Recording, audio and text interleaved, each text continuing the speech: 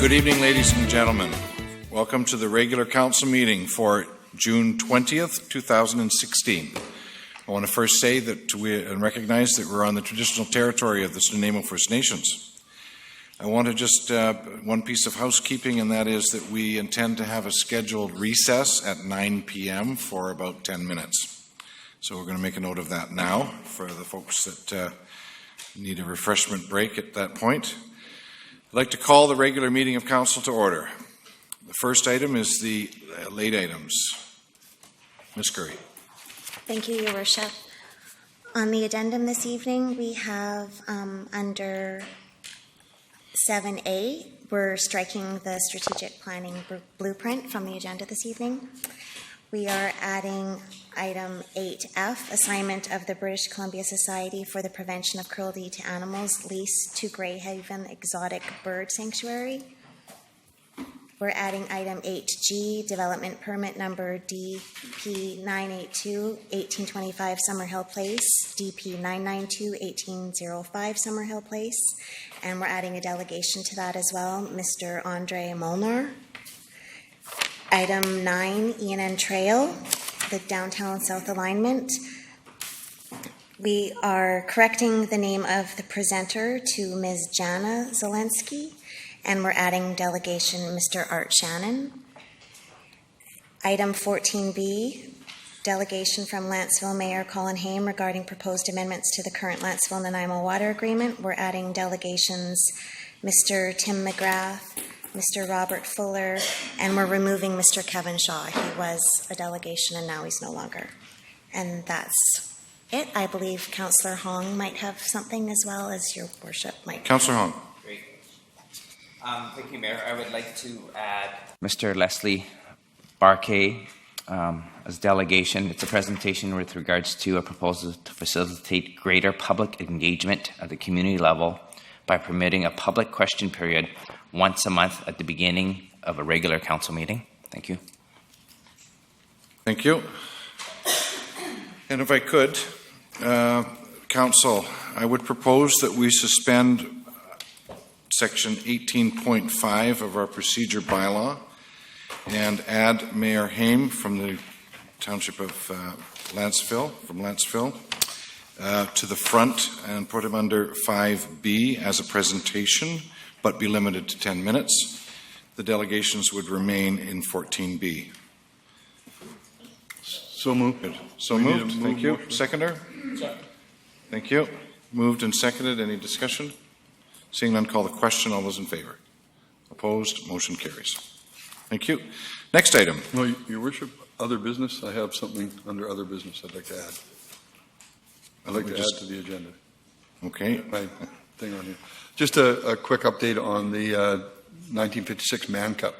So I guess it'll be under other business. Okay. Any other items?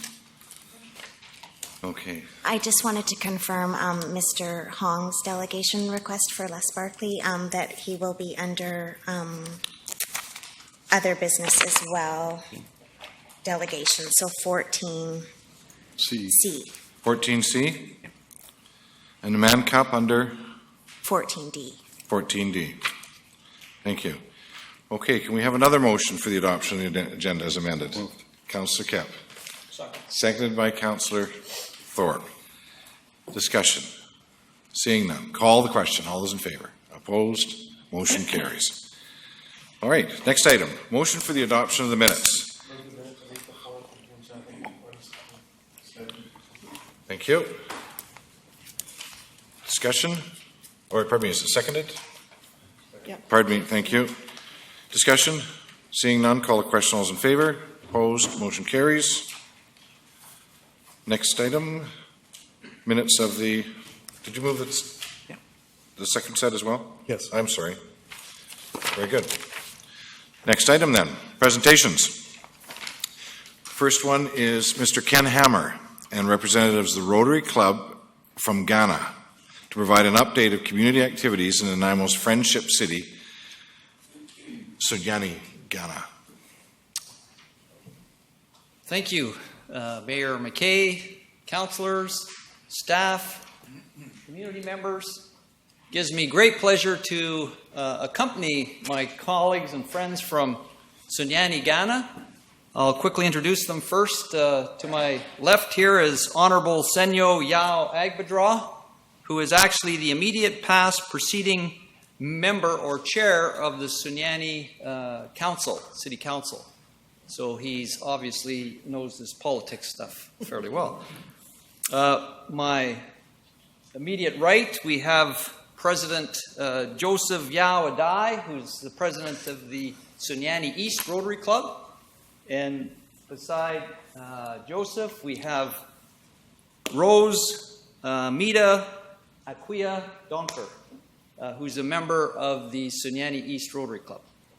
So, I'm going to keep this fairly brief, but our relationship with this city, Sunyani, Ghana, goes back to 2005.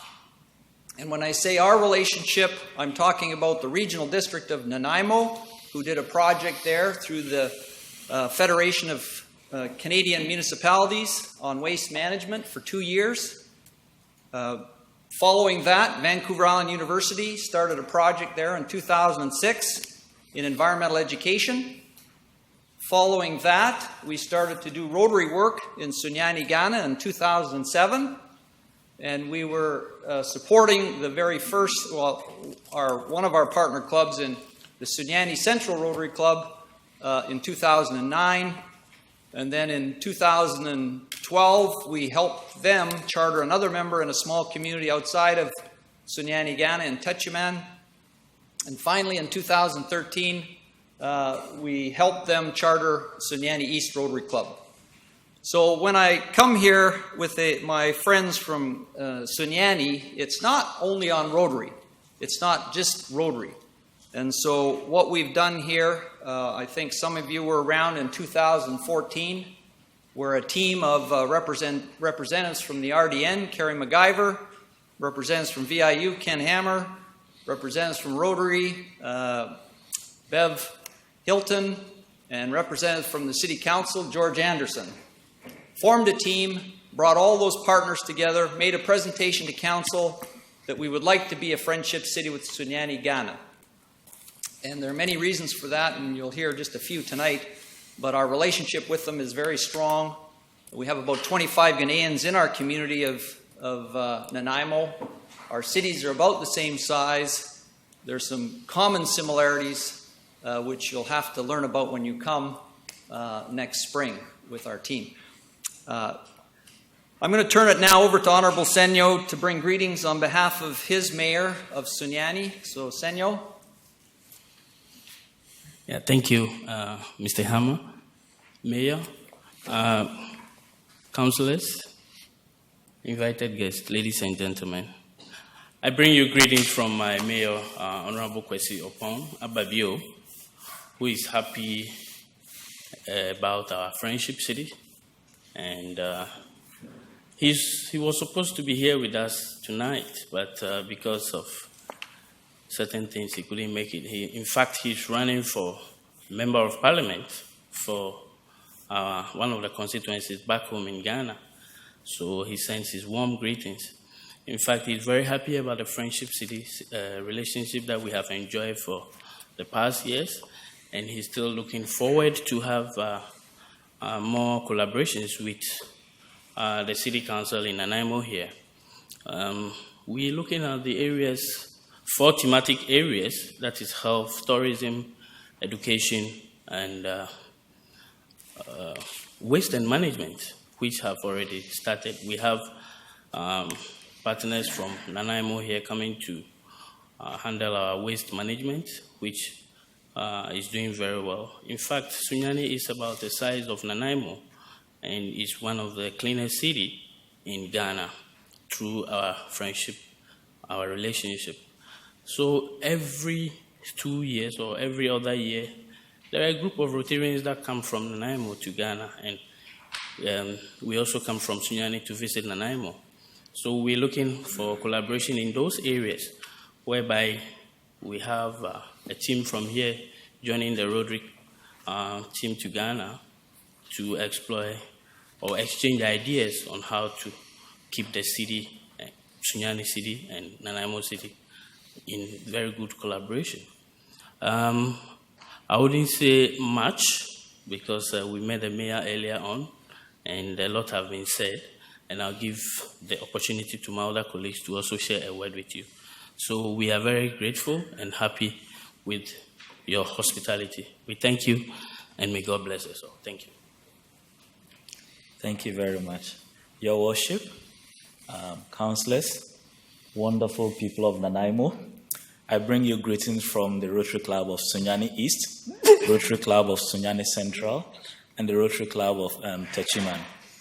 These are the three clubs that has over the years had these interactions with the clubs in Nanaimo, as well as through the Friendship City. And I must also send my personal gratitude to the mayor, the councillors, and the wonderful people of Nanaimo, because without you, this Friendship City and this collaboration within the Rotary clubs would not have been successful. One of my missions during this trip was to bring a short video to the kids at the Brecken High School, elementary school.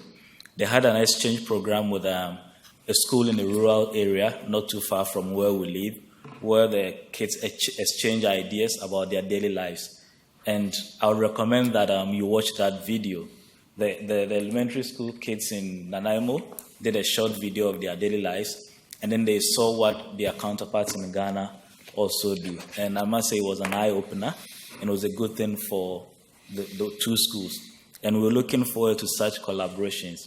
We as a club, we spend most of our time working with the youth in the prisons. So our club has a special project where we support these young people behind bars to write exams. We support the junior high school, and we support also their vocational center. And these are areas we are looking at for future collaborations, so that through this vocational education behind the walls, we can break the cycle of violence. My sister here is also into water and sanitation, and I'll give her a minute to also say a bit about it. Thank you. Good evening, everyone. And pardon me if I don't follow protocol by mentioning the right order, because I'm a very bad student when it comes to protocols. But I would like to say thank you to everyone. You have a beautiful city. And for me, I'm not missing home much because the people are as nice as the people in Sunyani. And what I would say is very brief. Just come and visit and see for yourself. We visited you and we are expecting you to please come and visit us. And you'll love it. Rotary Club is coming next spring, right? And we'd like to see the beautiful faces we are seeing here in our city as well, to show you around and see the opportunities that are there for us to partner and collaborate to build both cities, probably to be the next powerhouse in the world economy. Thank you very much, and God bless us all. So if there's any questions, I see I have 1 minute and 55 seconds left. You have Councillor Hong would like to ask a question. No? Councillor Brennan would like to ask a question then. Thank you. I don't have a question, but I just want to tell you that the last time that the RDN visited you in your city, they came back and gave a presentation to us, and Carrie, and I forget her last name. MacGyver. She was so moved by being in your country, and when she came back, she told us that having been there and worked with you, it was a life-changing event for her. So I wanted to share that with you so you know how important it is to us when we work with your country. So thank you. Thank you. Councillor Pratt. Thank you. I just wanted to say how delightful it was to meet with you earlier today, and thank you for doing that. I also am very encouraged by your stories around the two classrooms of children, one Brecken School, elementary school here in Nanaimo, and then over in your country as well. I think that's an amazing project, and one that will serve those little ones well as they continue to grow into adults and look at our global economy and our global community. So thank you so much for coming and visiting with us. As a Rotarian, I am very proud of the work that has been done between our community and your community, and God bless you as you return to your own community. Thank you. Councillor Thorpe. Thank you, Chair. Yes, Mr. Hammer, Honorable Senyo, Rose, Joseph, welcome to our council chamber. Thank you very much for coming. It was a real pleasure to meet you earlier today. And I want to acknowledge, as Councillor Pratt just did, the wonderful work of Rotary as a truly international organization for good in the world and bringing people together. And this is a wonderful example of that, and we're very pleased to have you in what we consider our very beautiful city of Nanaimo. And I understand that, Rose, you've been doing some shopping, but I also adding to our economy. I also believe that, on a more serious note, that you're going to be doing some job shadowing tomorrow with some of our city staff, and maybe you could just elaborate very quickly on that. So I'll be working with Christine Bloin at the GIS section of the Cadastre Department, because I have a land surveying and GIS background in Ghana. So I'm excited about that opportunity to see how you manage land acquisition here. I'm a community developer, and my area has to do with water and sanitation. So from carrying the garbage bin to water filtration to just name it, I'm there. And tomorrow I probably may find something doing apart from going to the shopping mall that has to do with water and sanitation. Thank you very much, and enjoy your stay. Thank you very much. Okay, in the local dialect, Madasipa. So before you go, we couldn't believe where our manners were when you were in our office earlier. And we have 3 very small tokens of appreciation of you speaking to us tonight.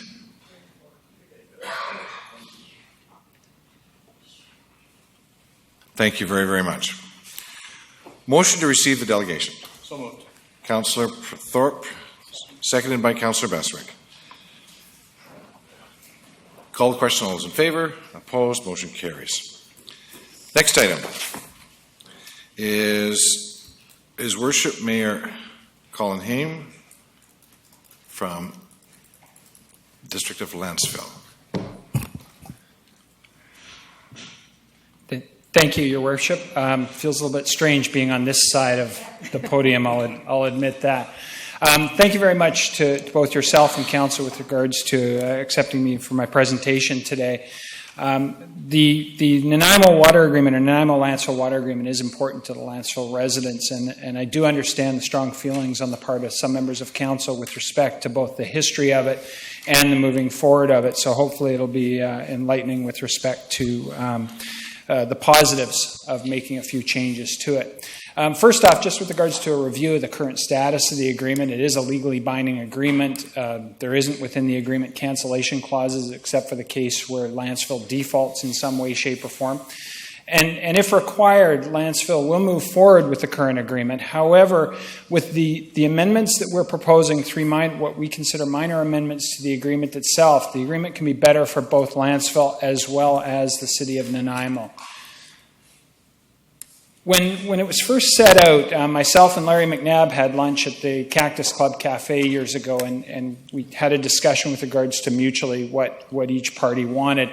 Certainly with regards to Lanceville, there was a desire for the existing residents to get a supply of clean, safe drinking water. On the part of then Councillor McNabb, certainly he wanted fair payment. He was quite proud of the water system going back to the GNWD days. And there was also a recognition of regional relationships and a way to enhance that. With regards to the agreement itself, we're proposing 3 amendments that will work us towards or closer to those original objectives. So, for example, Section 6.6 of the current agreement is the one that allows 50 new connections a year. However, it's limited to only new development in Upper Lanceville. Certainly when it comes to the aspect of Lanceville, it wants to remain a community similar to what it is now. So the pressure to do development, which exists as a result of this section, is not something that the current council finds desirable. Our concern is the existing Lanceville residents with quality and quantity problems will not get Nanaimo water. Some will, but not all will. And not only that, it provides a new source of water only for new development, and it's a limitation within that agreement. We're proposing to remove the references to upper landfill and new development and replace it with language allowing for water to any resident of the upper zone of landfill. We're not proposing any changes to the number of connections allowed, and that way the existing residents will get potential access to the water for those ones that are affected in the areas that are not specifically laid out in the agreement. That'll allow for the effective and efficient implementation of the system, as well as provide that support to achieve that original objective. The second amendment that we're proposing revolves around Section 14.1 of the system and of the agreement. It makes reference to future Nanaimo water system capital costs. There is no move on the part of Landsville to not pay these costs. Certainly when it comes to the aspect of the City of Nanaimo, you're entitled to be paid for the services that you're providing. However, the wording of the section itself makes reference to capital costs, and there's some challenges with regards to the wording revolving around provincial legislation, the community charter, as well as provincial regulations with regards to our ability to pay that in a relatively simple manner. So we're proposing to provide amendments that provide clarity with respect to the purpose of the surcharge, as opposed to a capital charge as it's currently worded. And that'll provide assurance to the City of Nanaimo as to the ability for the District of Landsville to assist with those infrastructure costs. Within the provincial regulations, there are limitations with regards to the amount of liabilities that can be taken on. And in this regard here, the rewording of it would allow us to address those. There would be no decrease or change in the total dollars that would be paid to the City of Nanaimo as a result of these amendments. The third amendment revolves around regional and community building. A number of years ago, through the graces of the City of Nanaimo, we entered into an emergency water agreement. So if there was a situation with our system, we were able to access Nanaimo water. A number of city councilors over time have made references to the idea of regional systems or regional interests when it comes to water. We have a neighbor, Snanawas First Nations, who is not technically part of the regional district as it stands right now. So in terms of addressing things through the regional model, it becomes a little more difficult. In addition, the agreement as written makes reference to the fact that we cannot supply water outside our boundaries. We are not proposing to change that condition. However, we are proposing to add within the agreement itself wording whereby the District of Landsville agrees and in fact enthusiastically wishes to participate if there at any point are any sort of discussions between the City of Nanaimo or others with respect to providing either an emergency supply or a regular supply of water to Snanawas First Nations. From our standpoint, it's going to increase the community building and the regional relationships beyond just the narrowly defined regional district of Nanaimo and incorporate the Snanawas First Nations. Now, with regards to the agreement itself, there have been a number of concerns that have been raised over time. So I'm going to address a couple things with regards to the current agreement as well as the proposed amendments. There's been comments that this agreement is all about development. Back years ago, when it came to the aspect of even furthering the talks, one of the requirements of Councillor McNabb at the time was that Landsville continue and do their OCP before there would be any further discussions. He wanted to see what Landsville would look like prior to going any further. Landsville carried out that. Our OCP itself is the same OCP it was in 2005. When it comes to those existing residents, these amendments would allow us to direct those 50 units a year of water to those existing residents who need the water. If the existing residents get the water, then it's not available for development. Landsville itself is a rural, semi-rural community with some urban nodes, and overall residents would like it to stay that way. With regards to sprawl, the development that would occur as a result would probably lead to sprawl. But we want to keep things more compact, both in terms of efficiency as well as in terms of addressing the needs of the existing users. There's been comments and concerns with regards to the limitations of the Nanaimo water supply. Back in 2014 at a meeting here, Mr. Sims made a reference that there's no technical reason with regards to the connection of Landsville. There was no technical concern with regards to the Landsville. There's been references to 2024 as being a concern date. That calculation was done with Landsville in the calculations. So in that respect, it made provision for the Landsville connection. In terms of actual amount, the initial connection of Landsville to the City of Nanaimo, based on that first neighborhood that's allowed within the agreement, takes up 0.25 of 1%, 1/4% compared to the Nanaimo system. After 8 years, the usage of water would total approximately 1% of the existing usage. So it is a very minor amount with respect to the overall, although I do respect the concerns of the councillors with regards to their system. In terms of conservation, we have increasing water rates. Everybody's on water meters. We go to the various stages quite early in terms of protection of our own aquifer, but also recognizing the fact that people do not need green lawns.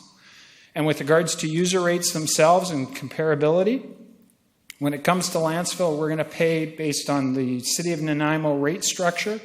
But in addition to that, our District of Landsville residents are going to have to pay to maintain our own reservoirs, our own distribution system beyond your borders. So in that regard there, they end up paying not only to the City of Nanaimo, but also to the District of Landsville.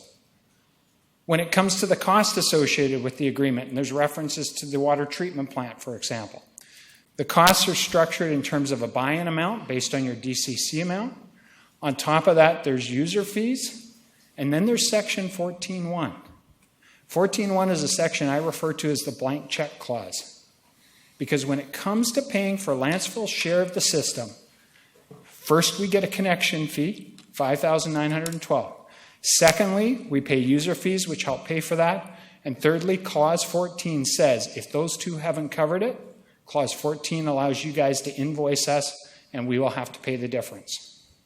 Specifically with regards to the South Fork 2 dam proposed and the water treatment plant, this is the Nanaimo DCC list from 2007. Included in that is the South Fork Dam and interest on borrowings that hasn't occurred yet, as well as the water treatment plant. That is calculated as part of the $5,912. So after we pay for our connection fee, that will be paying for part of those items. When it comes to the aspect of what's not included in there are things like grants. Take, for example, the water treatment plant, budgeted initially at $60 million, came in at roughly $72. There was about $30 million plus in grants off of that. So in that regard there, it is covered within those charges. Last part, just in terms of who Nanaimo residents are. Landsville residents. We don't have a desire to change the nature of our community. That's why we're there. Landsville residents, we come into Nanaimo, we go to movies, we go to VIU, we shop, we go to the casino, we pay for our services through the regional districts, such as transit and recreation. And then with regards to the implementation of this agreement, it'll then be full payment for the Port Theatre and economic development. We are neighbors with regards to the economy of Nanaimo. We provide with regards to the economy of Nanaimo through increased taxes, commercial tax base based on us using your commercial amenities. Okay. The agreement or the amendments have no cost to the City of Nanaimo and will build relationships for years to come. Thank you very much again for your time. Thank you. I see no questions. Motion to receive the delegation. Moved by Councillor Bestwick and seconded by Councillor Pratt. Thank you. Reminded it's a presentation, the presenter. Call the question. All those in favour? Opposed? Motion carries. Note that Councillor Kipp was opposed to receiving the presentation. Okay, next item. Mayor's report. I only have one item, and that I don't want to bore you with like I have the last couple of meetings with long lists of things. I just wanted to say that I'm wearing my dragon tie tonight because in 17 days, 19 hours and 31 minutes, one of the best and biggest festivals in Nanaimo, the Dragon Boat Festival, will be commencing. They have 70 teams this year, and they have a team that's all the way from Newfoundland. So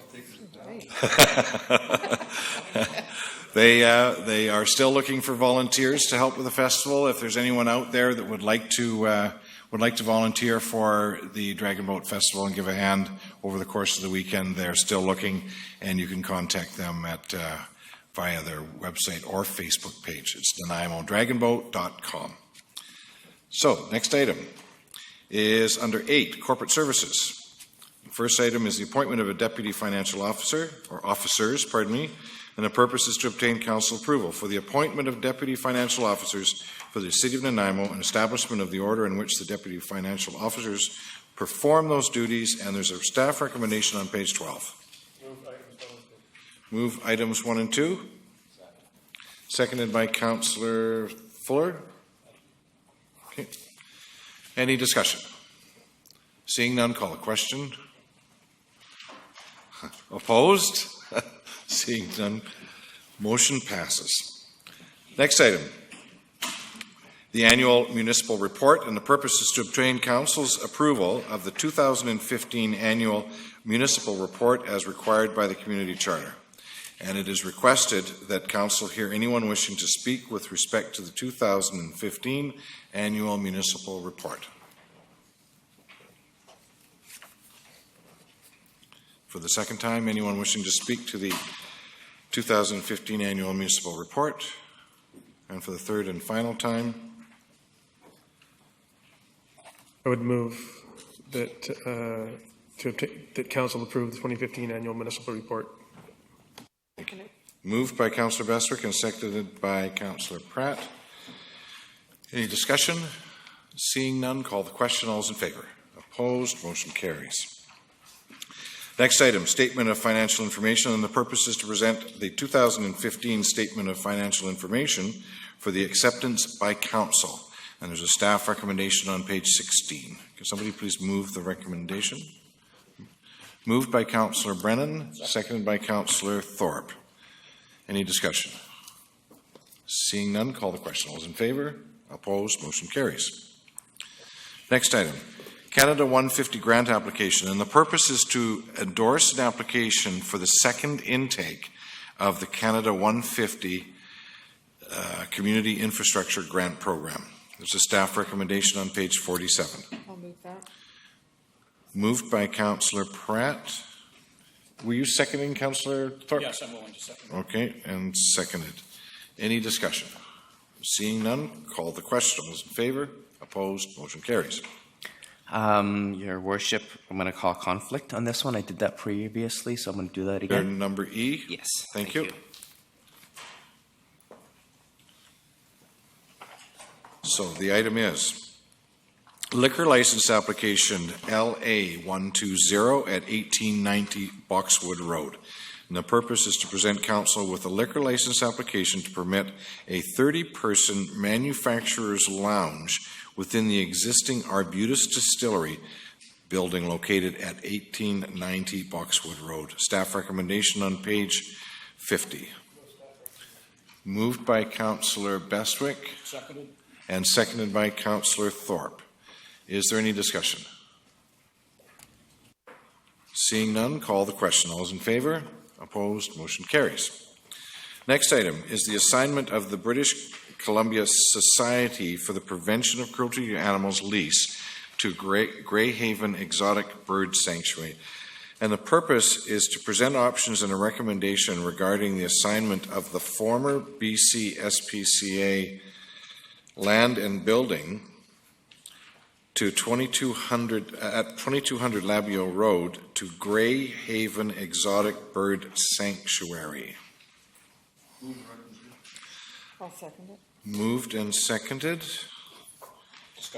Discussion. Councillor Kevin. Yes, thank you. I've had some contact with some people regarding the Parrot Refuge up in Coombs, and it's having a heck of a time. One of the owners, the wife of the current owner, passed away only a few months ago, back in February. They've had a heck of a time. There's some 400 birds there that need help, and it's quite expensive to run this, and they're basically bankrupt right now. And this will help to bring the birds away from there and start to send them out all over the world to refuge places.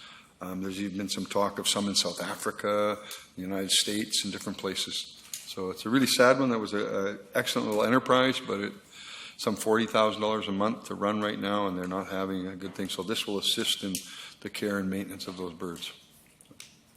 Councillor Thorpe. Thank you, Chair. My understanding is that this would be a temporary relocation, and my question through the Chair to staff would be regarding staffing of this facility. who would be looking after that?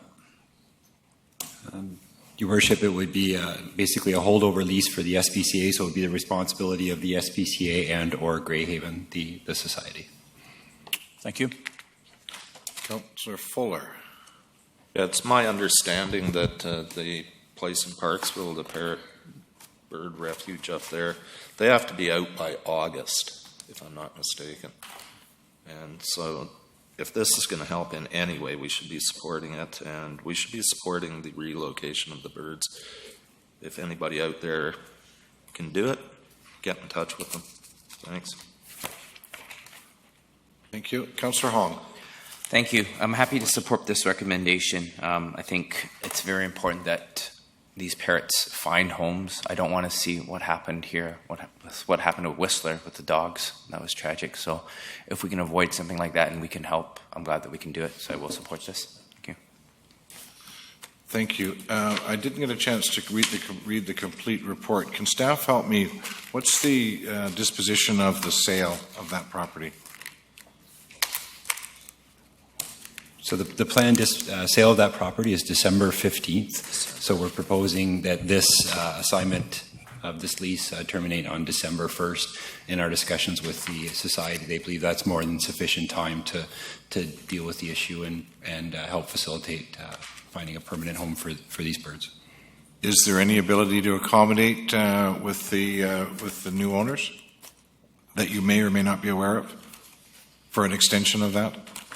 We have not had those specific conversations, again, just simply because the society feels at this point that they actually feel well before December 1st that they'll be able to deal with the situation and will no longer require the building. Thank you very much. See no further speakers. So the motion has been moved and seconded. Call the question. All those in favor? Opposed? Motion carries. Next item is development permit number DP 982 at 1825 Summerhill Place and DP 992 at 1805 Summerhill Place. The purpose is to present council with two development permit applications for a comprehensive rental apartment development where two apartments on abutting lots share a common parking court at 1825 and 1805 Summerhill Place. We have one delegation, and that is Mr. Andre Molnar of the Molnar Group.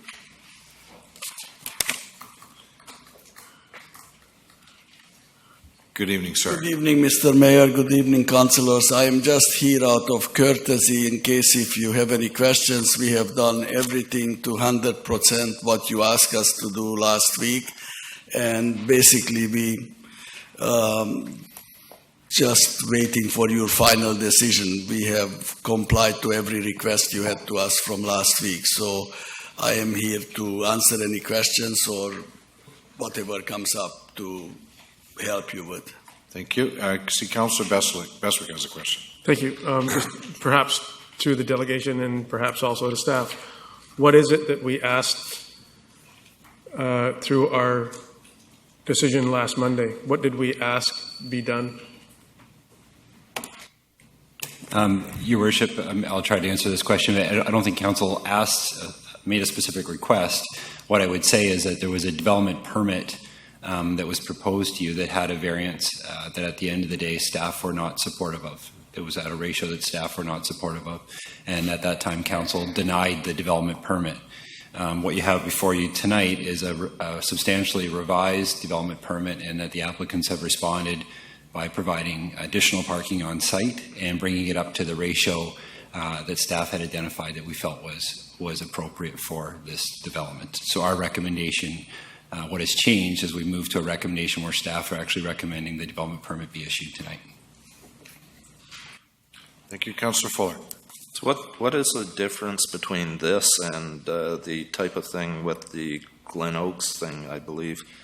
It was, we're asking them to wait months and we're approving these guys to come forward within a week.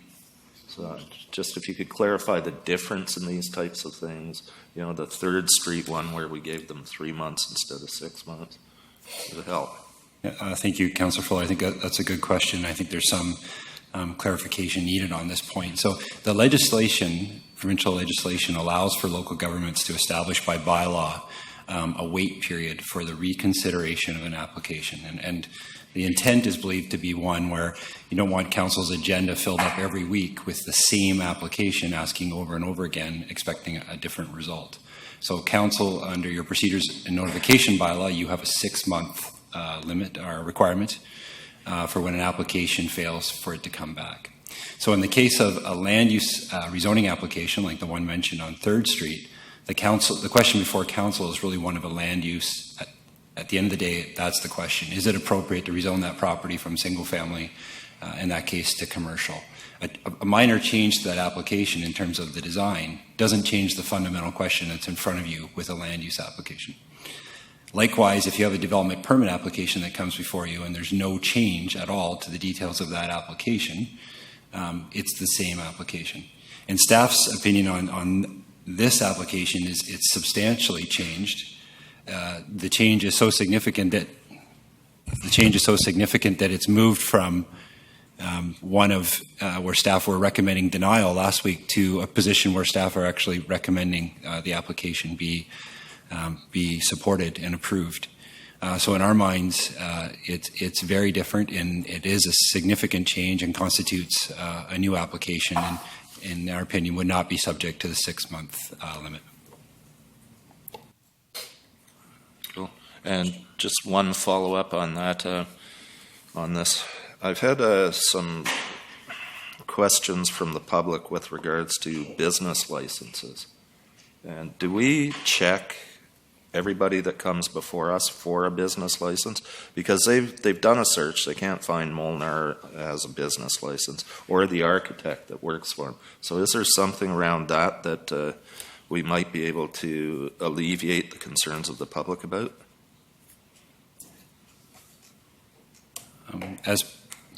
Your Worship, as part of an application for a building permit or an application for a development permit, we do not check for business licenses.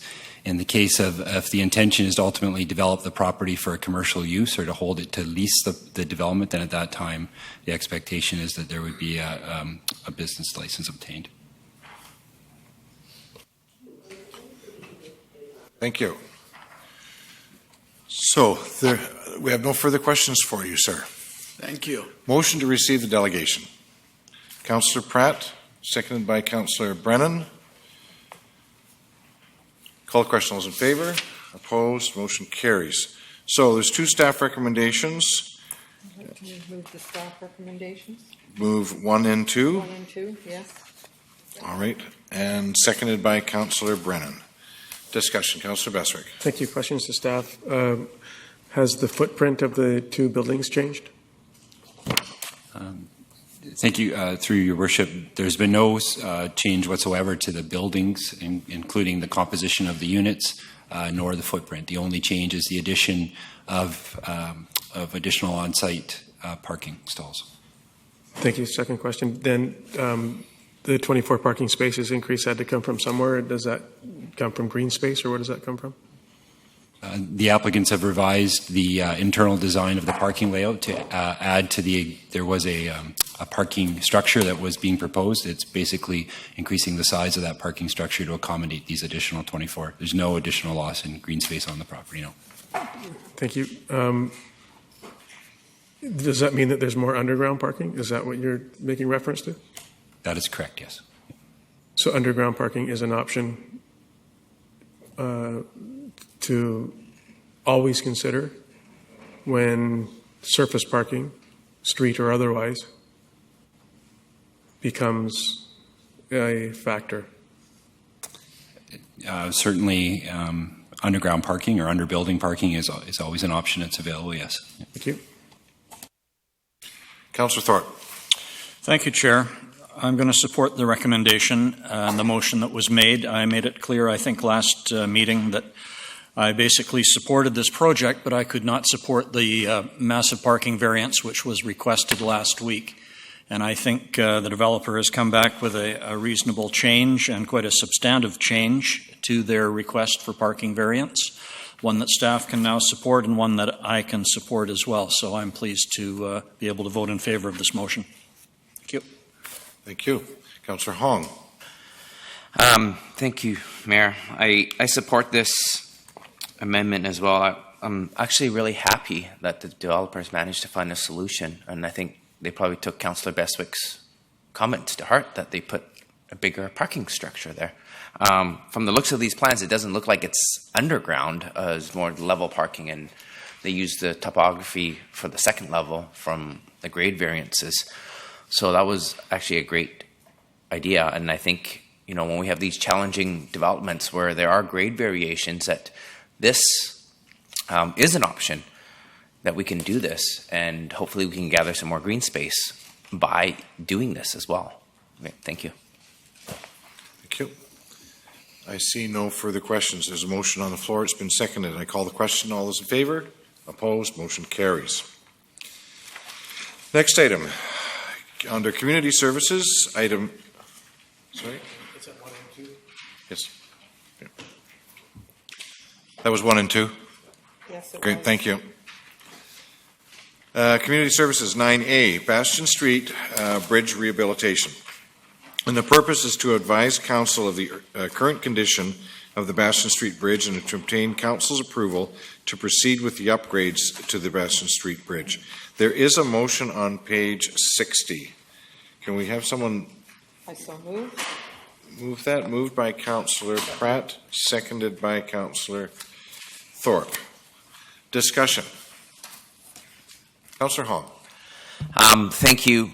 Just a question through the staff. The Old City Quarter has always talked about having some sort of a gateway, an introduction between Fitzwilliam and Bastion Street Bridge. Would this be the time that we can have this discussion with regarding some sort of an entryway of a sort?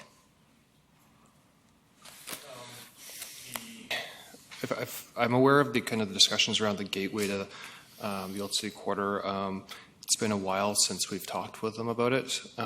This was kind of looked at as primarily just a rehabilitation and an upgrade project, so we haven't looked into that angle of it yet. But if that's something that Council would like us to explore, we could absolutely have some discussions with them. Yeah, this seems to make the most amount of sense if we were to do this now more than any other time. If you guys are closing the bridge and doing work, you might as well get that done at once kind of thing, right? Not knowing the cost or anything, but I'm just saying, theoretically speaking, this probably would be the time to relook at that, whether it's a gateway going into Old City and exiting into Commercial Street or whatever, but this would be the opportunity. Okay, thank you. Councillor Pratt. I agree with Councillor Hong. I do think that we need to do more to connect those two areas, our downtown and our Old City Quarter, and this might be the time to look at that. And I'm wondering, do we need a motion for staff to look at this, or is that's just something you'll take into consideration? Thank you. All right, I don't see any further speakers. I just wanted to say that I can't support this, and I won't support it based on the fact that I'd rather see us build a new bridge. My reasoning for it is that we've got a bridge that's built in 1936. It's currently 80 years old. By investing, it's at 80% of its expected life cycle. By investing roughly $2 million, we will extend its life to 100 years. And we're going to leave it for somebody else 20 years down the road to look after. If we invest 2.5 times that investment, or $5 million, we can have a bridge that's going to do somewhere between 75 and 100 years. So we're going to get 2.5 times the investment for 5 times the life, in my view. So I won't support the rehabilitation. Councillor Bestwick. Point very well taken. And I was wondering the same thing, and I'm looking at option 3. That I don't like to think of putting lipstick on a pig, because it reminds me of other things that we've put money into that we might have wished otherwise to invested those monies into a newer product at the end. Things do wear out. A lifetime does wear out. This is the first that I've learned that we should or could or might consider, when this report came out, replacing this bridge. The number of $5 million doesn't seem that extraordinary when we've learned that a wooden trestle might cost $6 on another piece of property. So I won't be able to support staff's recommendation, or based on the fact that I would agree that we should be furthering our interest in a replacement, and where that fits in with our strategic plan per se.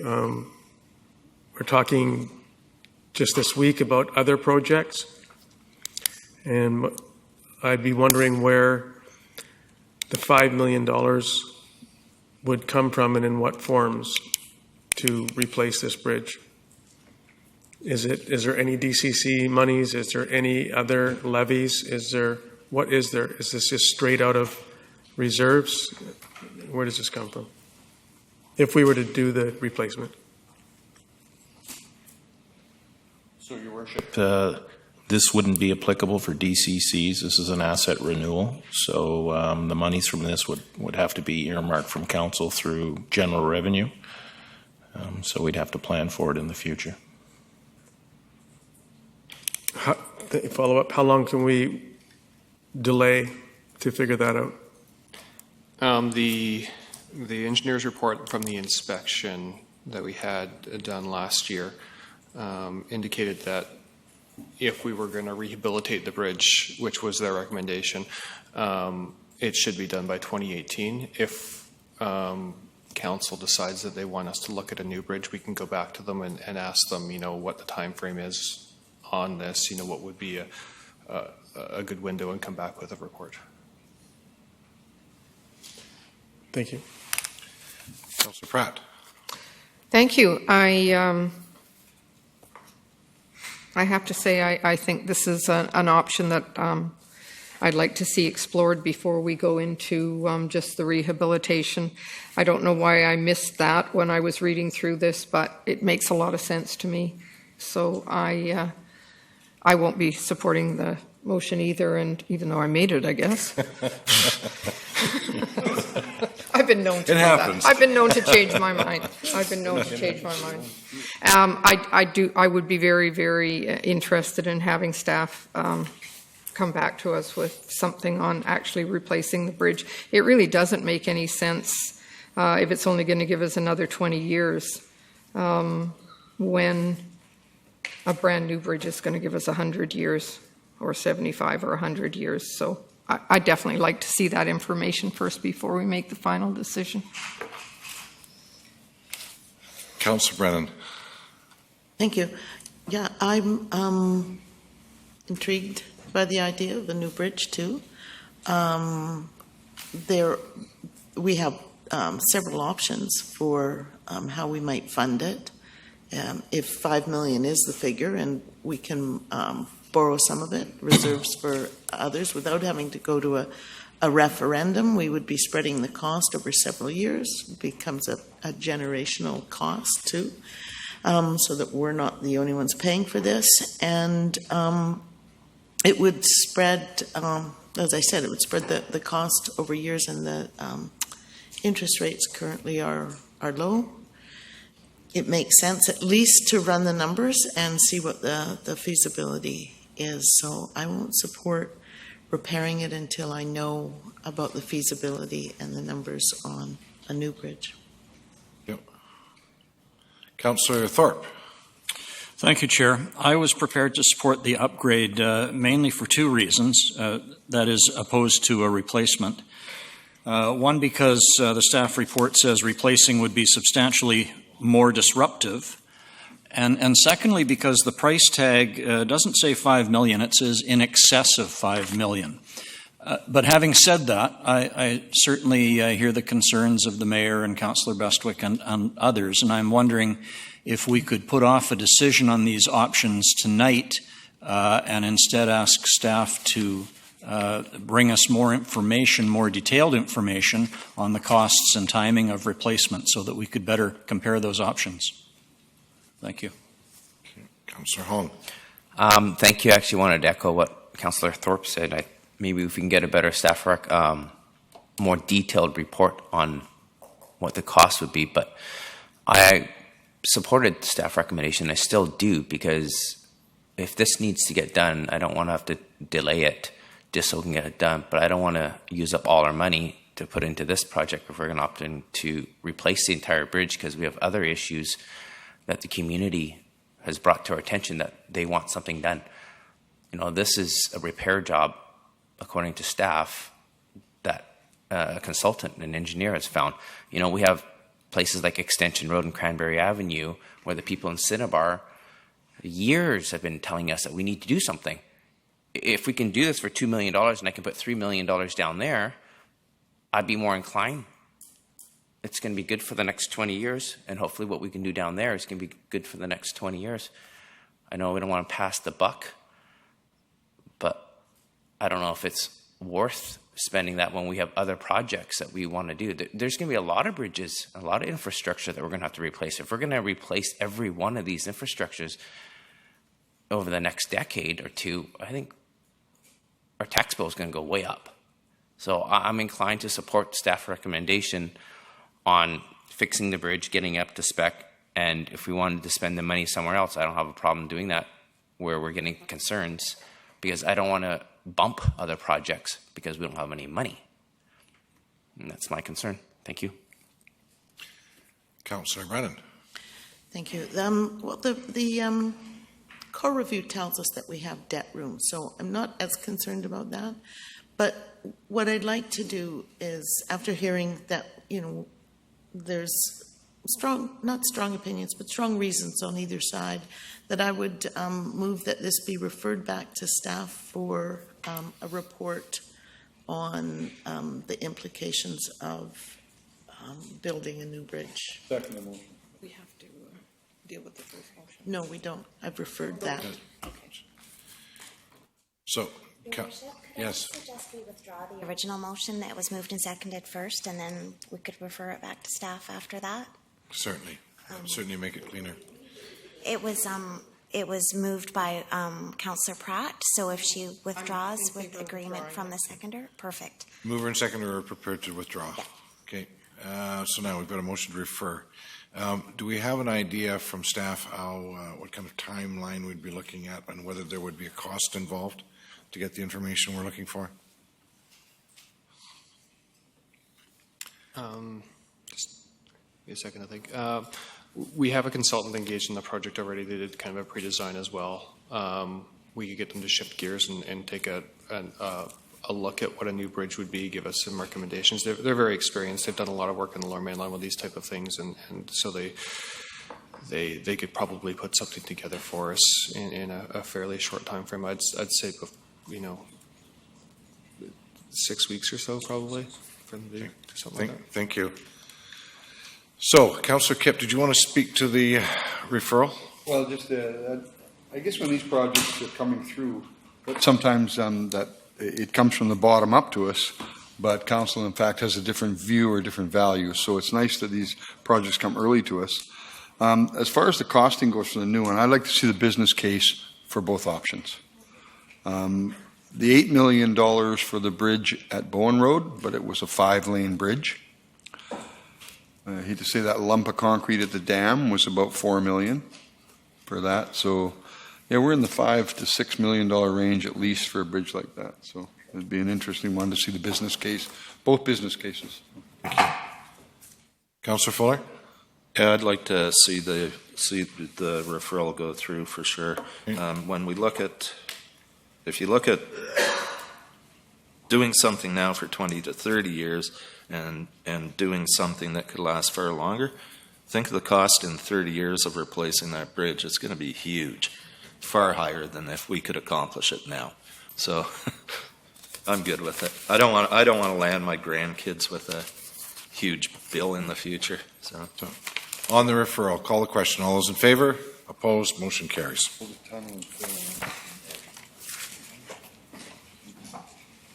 Next one. ENN Trail Downtown South Alignment Study. And the purpose is to present outcomes from the ENN Trail Downtown South Alignment and Costing Study and obtain Council's direction for next steps. There's a presentation from Mr. Gordon Foy, Manager of Transportation, Ms. Jana Zielinski, Lanark Consultants, and Scott Lewis of Newcastle Engineering. Go ahead. Thank you very much. Good evening, Council. Myself, Jana, and Scott are here to present tonight, as you outlined, on the results of the Downtown South Alignment and Costing Study for the ENN Trail. This is a project we've been working on for about a year or so. The purpose of the project was, actually maybe I'll start with some context. So the ENN Trail corridor extends for just under 20 kilometers through the city.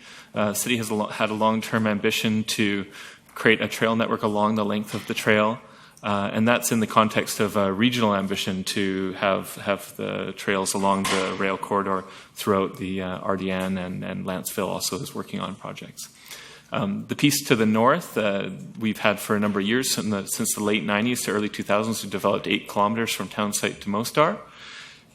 When they rebuilt the train station, they built that small section from Fitzwilliam to Franklin, and this study addresses the piece of the corridor to the south. So it's an alignment study. The goal of the study is to develop an effective, viable, attractive, and sort of compatible with safety standards alignment for that corridor that to develop a cost estimate effectively. To give Council more information.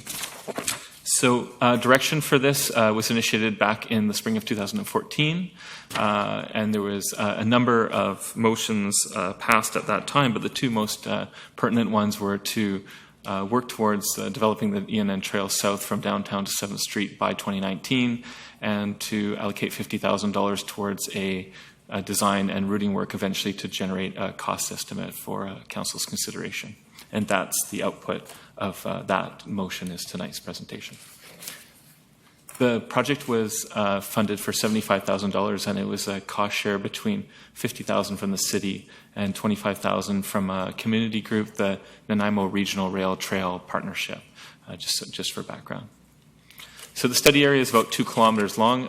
If you start at the far left there, you have the Nanaimo Rail train station. You've got a little piece of blue, that's an existing trail. The corridor crosses, well, the yellow line is the ENN Railway corridor, crossing Franklin, then Prudhoe, then Albert, then Milton, and then right through the intersections of Hackett and Kennedy on sort of a 45, eventually ending up at 5th. And then the second half of the corridor is actually relatively quite a bit easier. The second half of the corridor has no crossings except for a pedestrian crossing at Binkie and then out to 7th Street at the end. There's a number of challenges downtown, and this is one of the reasons why this study got done, is recognizing that the piece in the north was relatively easy. It was a big open right away. It was relatively flat. But there are a number of challenges in the downtown that are quite a bit different, and we were trying to understand what the cost of building a trail in this section would be through this process. So the first of that is the corridor drops from 100 feet down to 50, and that picture is the narrowest part of the corridor. I think in the report it says 7.5 meters. I think it's actually a hair over 8. But regardless, once you realize that the trail can't be closer than 3.6 meters to the tracks, you realize on either side, you realize that 8's not very helpful. And even 15 is a tight squeeze through the downtown, so really tight right away. Also, there's a lot of grades. Downtown's generally sort of sloped one way or the other. You usually got a high side and a low side. And you've got a lot of mature trees, and you've got drainage courses that you may have to pipe and put in the ditches. And sort of the final issue that has evolved over the last couple of years because of new rail crossing standards being adopted is that in the 90s and the early 2000s, we had sort of strategies we could use where the trail wanted to cross at a road crossing. But those strategies that were available to us back then are not available to us now, and we have to now comply with new guidelines. So Scott's going to take it from here and just talk a little bit about this technical aspect of the at-grade rail crossings.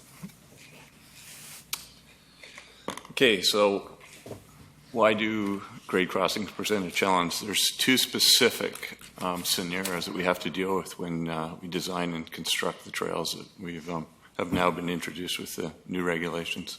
The first one is the sight lines will be impacted. If you look at the blue car there in the slide, the drawing shows the car is now back from the intersection where the crossing is, and the vehicle has to look to the left, look to the right, and safely cross that intersection with a certain amount of time required to cross. It's one of those scenarios where the train's moving in one direction at one speed, the car's moving the other direction, and the car has to safely have enough room to make it, or enough time to make it across that intersection.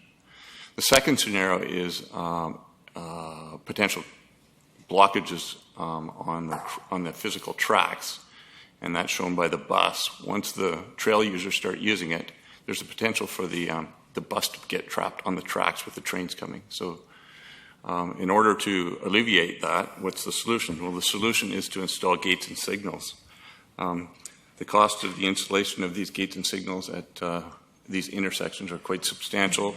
We worked with the Southern Rail, the operator, we worked with the CRD, and the experience we have on the existing crossings that we worked with in Nanaimo here. And they vary with the cost of $800,000 to $1.2 million.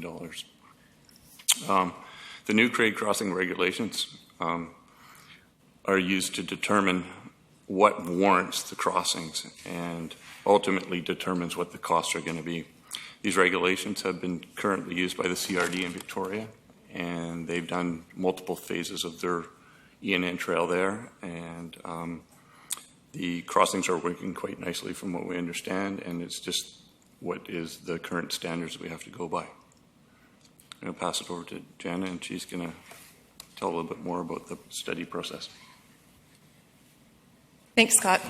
So really, one of our key jobs was to understand those constraints and then come up with concepts and evaluate those concepts so that we could present a recommended option. So in order to do that, we had a 4-phase process.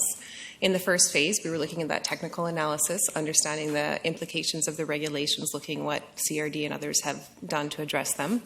We also had opportunities to meet with the Island Corridor Foundation and Southern Rail to understand their perspectives of the corridor and the rail needs. And from that, we were able to get a really clear understanding of the issues and opportunities that we were dealing with. We took that information forward into phase 2, where we went into option development. And I'm going to talk briefly about those 2 options that we came up with in a moment. But the idea is that we had 2 options that we could bring forward. Both were slightly different and addressing the issues and challenges in different ways. We brought those forward into a public consultation process where we gained feedback on both options, listened to what people liked and disliked about them, and then in phase 4 what we came back with was a recommended option that combined the 2 options, took components of both of them into a recommended alignment with costing for presentation today. So in terms of the 2 options that we explored, we called them option A and option B. Option A was the option where we were really looking at sticking close to the corridor, so following along as closely as possible, staying within the right-of-way, and making it as convenient for users. The challenge with this one is that we ran into 6 grade crossings in the 2-kilometer section, and that meant that the cost was significantly higher. So the other option, option B, we looked at alternatives to move away from the corridor in strategic locations, so we could potentially avoid some of those grade crossings and help bring the cost down. The trade-off, of course, with this was that the route was no longer as straight and convenient as following directly along the corridor. So in terms of consultation, we did have an opportunity to consult throughout the course of the project. During the analysis phase, when we were doing the technical research, we met with the Island Corridor Foundation and Southern Railway. During the options review phase, so when we had options A and B, we were able to bring those forward to the public open house. We had about just under 100 people sign into that event, which is in the picture on the screen. And we also had a questionnaire online that 130 people responded to. So we got good feedback and good direction from those events. We had a meeting with Columbia Street residents. One of the options did have, you made use of the Columbia Street corridor, so we wanted to get feedback on that. And then we also had stakeholder meetings with neighborhood associations as well as the Cycling Coalition and stakeholders that were key to the corridor. And then finally, in this last recommended alignment review phase, we again met with the owner and the operator to make sure that the recommended option was meeting their requirements. We had another stakeholder meeting, and we had an opportunity to present to the South End Community Association.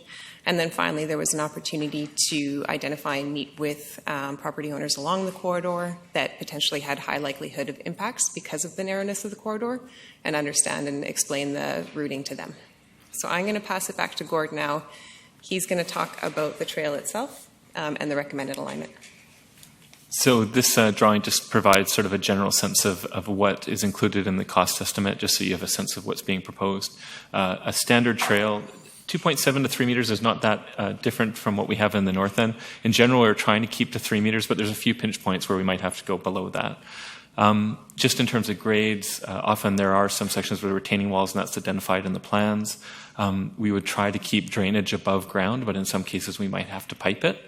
And we've included in the cost estimate pedestrian scale lighting where the trail deviates. So if you think about the north part of the trail, a lot of times you're beside the highway or you're adjacent to a road. The lighting's not always great, but there's often something there. But there is a couple sections like just south of St. George where it's really dark. It sort of gets tucked in behind buildings. And a lot more of this trail is in that scenario. So in those sections only, we've thought about putting street lighting. And I just wanted to highlight one thing. See, there's a 3.65 meters away from the tracks, and you can see the distance from the center line to the right-of-way edge is typically about 7.5. So you really don't have a lot of extra space in that cross-section to work with. When you get down south of Fifth, south of Pine, actually, things get a lot better. It goes back to this 100-foot or 15-meter right-of-way. You have more space to work with. You can keep your ditches and rework them. So you have a lot more flexibility, basically. And the linear cost starts to fall. So that's a much easier section to deal with in that area, but farther away from downtown and some of the trip generators. Going back to Scott's discussion, 2 strategies on rail crossings. So at 3 of the crossings, the trail comes immediately adjacent to the tracks, and it requires the full upgrade. So basically, you have gates here, you have lights, you have bells, and then you have integrated trail user signals. Effectively, what you have is a don't walk sign that tells you, look, the train's coming, you need not to walk because you need to let that truck through, and sort of works in that sequence. Where we could get away from it, and this is sort of in 3 other crossings, we've used this type of strategy where we get at least 30 meters away. The truck can basically tuck itself in between the tracks and the crosswalk, and this also meets the rail crossing standards. But now you've got a crosswalk which is an order of magnitude cheaper than the other option. So sort of going through the alignment, starting in the bottom left corner, you've got the existing Union Trail. That's right by the train station there. Franklin Street is just up from City Hall. We basically, at this point, cross both Prideaux and Franklin at that intersection, and that avoids the first 2 crossings. Following along the south side of Prideaux, separated from traffic in more of a multi-use trail type configuration, but still along the roadway. And then we work our way back onto the rail corridor. So we've deviated a little bit, but not too much. And then we've got probably the tightest spot on the corridor in terms of space. You see that red line with retaining walls and property impacts right at Albert. And then Albert would need to be upgraded. So in this section, 2 out of 3 crossings, we avoided doing upgrades. In this section, the next piece, Albert to Hecate Kennedy, sort of following on the water side again, get to Milton, go up Milton a little bit, and then cross over, and then through that development site that's on the corner of Hecate and Milton, and then eventually over to Hecate. There's another alternative if that site doesn't work out, but the preferred alignment is to stay right against the tracks. At Hecate and Kennedy, it gets a bit complex, and we wanted to address this issue before we got to the end of the study, but we weren't able to sort of finish it off. Effectively, what we ended up in a scenario where we've included the cost of upgrading the Hecate-Kennedy intersection in the cost estimate. But we do think there's a possibility by working with the rail guys at the detailed design level, there may be an opportunity to reconfigure the intersection and not do the rail upgrades. So that's something that we don't know now, but I put it in later as a potential cost savings, and you'll see it come up later. This section, relatively simple, just stay on the water side. It's one of the busier sections because the road network sort of breaks down around here and people tend to walk along this section of the corridor. And 5th Street comes right out against the tracks, so again, an at-grade crossing upgrade. And then finally this section. So section 4 is actually half the corridor in length. It's more of a quiet section, it's a lot wider, and it's a lot easier to build the trail. You start out on the water side, you get to Binkie, there's already a crossing there, so we use Binkie to get over, and then we end up on the sort of what I'd call the mountain side. And the reason we do is because you see there's a little note there about low point. There's a bit of a ravine in there, so it's easier to cross that ravine on the high side than it is on the low side. So total cost of the project, using that alignment, we did a cost estimate. Total estimated cost, $7.2 million. Identified about $800,000 in possible savings at Hecate and Kennedy if we can make that work. But, again, maybe it'll work, maybe it won't. We don't know right now. And the other thing I highlighted is lighting is something we haven't had on other trails. We might, in the future, we might decide if we ever bring this to detailed design, we might decide to include some of it or not. I'm not sure, but I wanted to highlight that cost. In terms of phasing, we also worked a little bit to identify what sections might be priorities in terms of phasing, and our proposal is that we'd sort of potentially go in this order if it was delivered incrementally, with that Hecate Kennedy section where the road network breaks down a bit going first, then the downtown piece, and then out to Phase C at the 5th to 7th part. So the next slide is just sort of this consideration, is that throughout this process, Island Corridor Foundation has been consistent with letting us know that they're working towards upgrading the infrastructure along the corridor, and then with the purpose of reintroducing passenger service. And they've been consistent about that, but they haven't been able to make that work quite yet. And also, we had a recent resolution passed at the RDN that withdrew some of the funding from at the regional district level. And this is just creating uncertainty around the future of active rail. So as a consequence, we sort of brought two options forward. There's actually three in the report, but the third is just to receive. Basically to endorse the recommended alignment, but defer trail design construction until such time there's more certainty. Either way, if rail is going to stay, then this is probably the best alignment that we can make work. If rail doesn't stay, then there's other options that are available. Or option two is to not necessarily commit to construction, but to continue to evolve the alignment through advancing design, public consultation, and look if there's opportunities for funding specifically from senior government, still working towards that 2019 goal. So that gives sort of the two options that we have in the report to consider. And that's it. Thank you very much. Councillor Bestwick. Thank you. Appreciate the report. Appreciate the work that you've done. $7.2 million is an estimate in today's dollars? Yes, that's right. So in 5 years from now, 2019, whatever, 2020, we can think of it as being, what are we thinking, 5% a year? It really would just depend on construction escalation. So similar to all of our capital projects, there's quite a bit, there's contingency and engineering cost in those cost estimates too. So you may eat into your contingency. Your contingency is generally there for things you don't know about yet, but some of it could be used to accommodate for inflation. But we don't think engineering costs are going to go down, do we, Scott? No. Now, the lighting and all at-grade crossings. So the federal government has come out with an at-grade crossing mandate now? And the provincial government hasn't approved it yet. Transport Canada's regulations. Transport Canada. Transport Canada's regulations for grade crossings is the technical term for the document that they put out. So those are the rules that we have to follow in order to create a safe crossing. Right. So, and that is even for for pedestrians and bikes or whatever, a trail, which is significantly different than, I'm guessing, or maybe it's not, than vehicles. There's different scenarios. If you look at for example, the train station crossing, we did a pedestrian crossing there. So there's we go through the calculations based on the type of users that are going to be using those crossings. So that would be based on an assisted device at a certain rate that has to cross. And we have to make sure that they can look to the left, look to the right, and then safely make it across, right? And that's a scenario, right? If you go to road crossing, then you look at the type of vehicles that are going to be crossing. And it'll be based on a design vehicle, which could be a single vehicle or up to a complete semi-trailer. And the semi-trailer takes a long time to cross the crossings. So every crossing is different. So you have to go through the actual detailed design. And that's where Gord commented on the Hecate Kennedy intersection. There's so many different movements happening there. There's too much to do it at this level of the study. We have to look at it really closely at a detailed design stage, working with the train velocities, types of vehicles, movements are going, where is everything going to come in this scenario? Whether it'll actually be able, will warrant, as they call it within the standards, the use or the requirement for signals and gates. Just a follow-up. So when you say velocity, you mean the speed of the train moving on the rails and how much time the crossing It arms gets into a lot of down. technical detail about accelerations based on grades, all that sort of stuff, right? Yeah. So it could be, it says right now in the report, $800,000 to $1.2 million per crossing.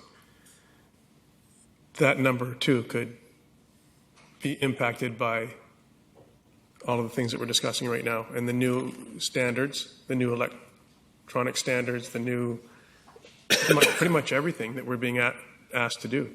So maybe I should, we used, part of the model we used is the crossings that have been done down in the Victoria. They've done some very similar crossings to the modern standards that the federal government has been implementing. So basically use them as a model. So unless the feds then change the standards again on us, then yes, we're at risk. But if we're talking about these standards, we're reasonably confident that we're considering them appropriately. Thanks. Councillor Fuller. My concern with options 1 and 2 is that if we approve either of them, we'll then be holding any of the private properties along the corridor hostage, essentially holding them hostage, in that if they were to, if any of these properties was in danger of having some of their property expropriated, purchased, however, to make that corridor the width of it, and we endorse but put everything off for the time being, they can't sell that property. If they try and sell that property, it's going to be devalued because of the threat of future expropriation. And I know in particular the one where you showed on the challenges number 1, that house on Albert Street, they've been in contact with me. They mentioned they wanted to use it as a retirement thing and wanted to sell. But if they sell, and that condition is still out there floating around, that they're going to lose some of that property, that could have a real detrimental effect on the sale of that property. And I suspect if that property has an effect, there are other properties along it. And so essentially, as I said at the beginning, we hold them hostage until we say whether or not for sure we're going to build this thing. So I would rather see us receive this report at this time and then think about this more and what we could do, or defer construction, whatever, as long as we're not endorsing anything tonight. Thank you, Councillor Thorpe. Thank you, Chair. Looking at the staff recommendation on page 64 of our agenda, it seems to me we're being asked to make two separate decisions here. And one is whether or not we endorse the recommended alignment, but that is separate, in my mind, separate from the options that Councillor Fuller was just referring to, as far as deferring construction or not. I support this ENN Trailway. I want to see it move ahead. I don't want to defer on this. I would like to see us endorse the recommended alignment. I'm not prepared to support option 1, where we delay any further action on this until the future of rail service is determined, because who knows how long that will be. I would support option number 2, which allows us to proceed with further planning, public consultation, and looking for other ways of funding, still with a goal of building by 2019. To me, that's a reasonable option. But again, I come back to my original point. I would like to see this maybe split into 2 separate motions. Do we support the recommended alignment or not? And then how do we want to proceed from there? I could maybe take staff's advice on that, or other councillors may have an opinion. Thank you. I just wanted to remind you, Your Worship, that there's a delegation that needs to speak prior to the options being voted on. Any other questions for staff at this point? Councillor Brennan. Yeah, I guess my the most pressing question I have, I suppose, is there a difference in the construction of these crossings if it's passenger rail or freight? So there has, and correct me on this one because you guys probably have searched into this, there's been no discussion of stopping freight on the E&N rail, correct? That continues today. Yes, from what I understand, yes. Yeah. So what is hinging on the passenger rail? That's the only thing that I know is being discussed or questioned. Yeah, we didn't intend to imply that there was difference between passenger or freight. I think there might be some. It really comes down to train speed. I think there might be some train velocities, maybe. Yeah, but that's probably a relatively minor issue in terms of the overall picture. The main thing is just is rail going to be here in 5 years, and if some of things like what happened to RDN do introduce some uncertainty, but if we are confident that it will be, then I would say this is the best alignment option that we could identify. So if conditions stay the way they are today, this is the best alignment that we think. So if rail continues, whether it's passenger or freight, this is the best alignment? Yes. Okay, thank you. Councillor Kipp. Yeah, just a couple of questions. We are accepting rules again from above, and we don't even have trains running. And trains are a problem. There are freight trains running, but it's bizarre. If this was Germany and trains were flying by every few minutes, I don't understand $1 million at an intersection, but this is beyond belief. I mean, when we first crossed the Indian Rail over by Caledonia Park, they wanted $1 million for the walking trail. And we're paying like there's a train going on right now. So this trail is designed as a recreational trail, not a commuting trail. Am I right? I would say it can be both. You know, it probably has function for both. I think that the part to the north is pretty well used for commuters. This section of the trail is designed as a recreational trail. It's not a straight-through commuting trail. And even, I live right next to the trail. It's been a great asset to have it right next to my house. It's wonderful. But it's hard for commuting because there is so many cross intersections. When the Parkway Trail was supposed to be designed, it was designed as along the bed of the road and a fast route, but it got changed into a bumpy route that makes it hard. So this commuting and recreational thing is to me, and if the train doesn't go, and they don't get millions of dollars of upgrade to those rails, they're not going to be able to run freight on it because they can't hit any speed. That's a problem right now with the passenger rail. And passenger rail we've only been offered from Nanaimo downtown south. And only on the weekends will it go up to Courtenay. And the other side, the people south of Vancouver Island that live down in Victoria think that this services the whole island, this train. They don't realize that north of Victoria is more than just the Comox. They think it services the whole island and it's going to make every democratic country has to have a rail system. This one's failing miserably. We pulled out at the RDM because we don't have good administration understanding. We don't get good reports and it takes a long time. So I like the idea that we build a trail, though. We need these trails. They're a benefit to our community. But the cost, put it in perspective for the rail corridor, and we don't know if it's going to last for 10 or 20 years. It's just the cost of those crossings drives me crazy for the amount of traffic that we have on that railway. And we do have the odd car that pulls in front of it every once in a while. But it's just so frustrating that there's a standard across Canada for trains, and they're trying to apply it to Vancouver Island. So the government is out of its mind. Thank you. Thank you, Councillor Pratt. I wonder if you can keep it to the presentation. I am in full agreement with the proposed route, and I'm not really in favor of supporting a proposal that would include waiting until we decide what the future of rail is, because I think that's a way out in the future kind of thing. So I imagine that's option 2, is it? Well, we've still got a presentation to go along here. So Right. it'll be time for debate. Once the motion hits the floor. Okay, thank you. All right. So we have a delegation, Mr. Art Shannon. Sorry for keeping you waiting, sir.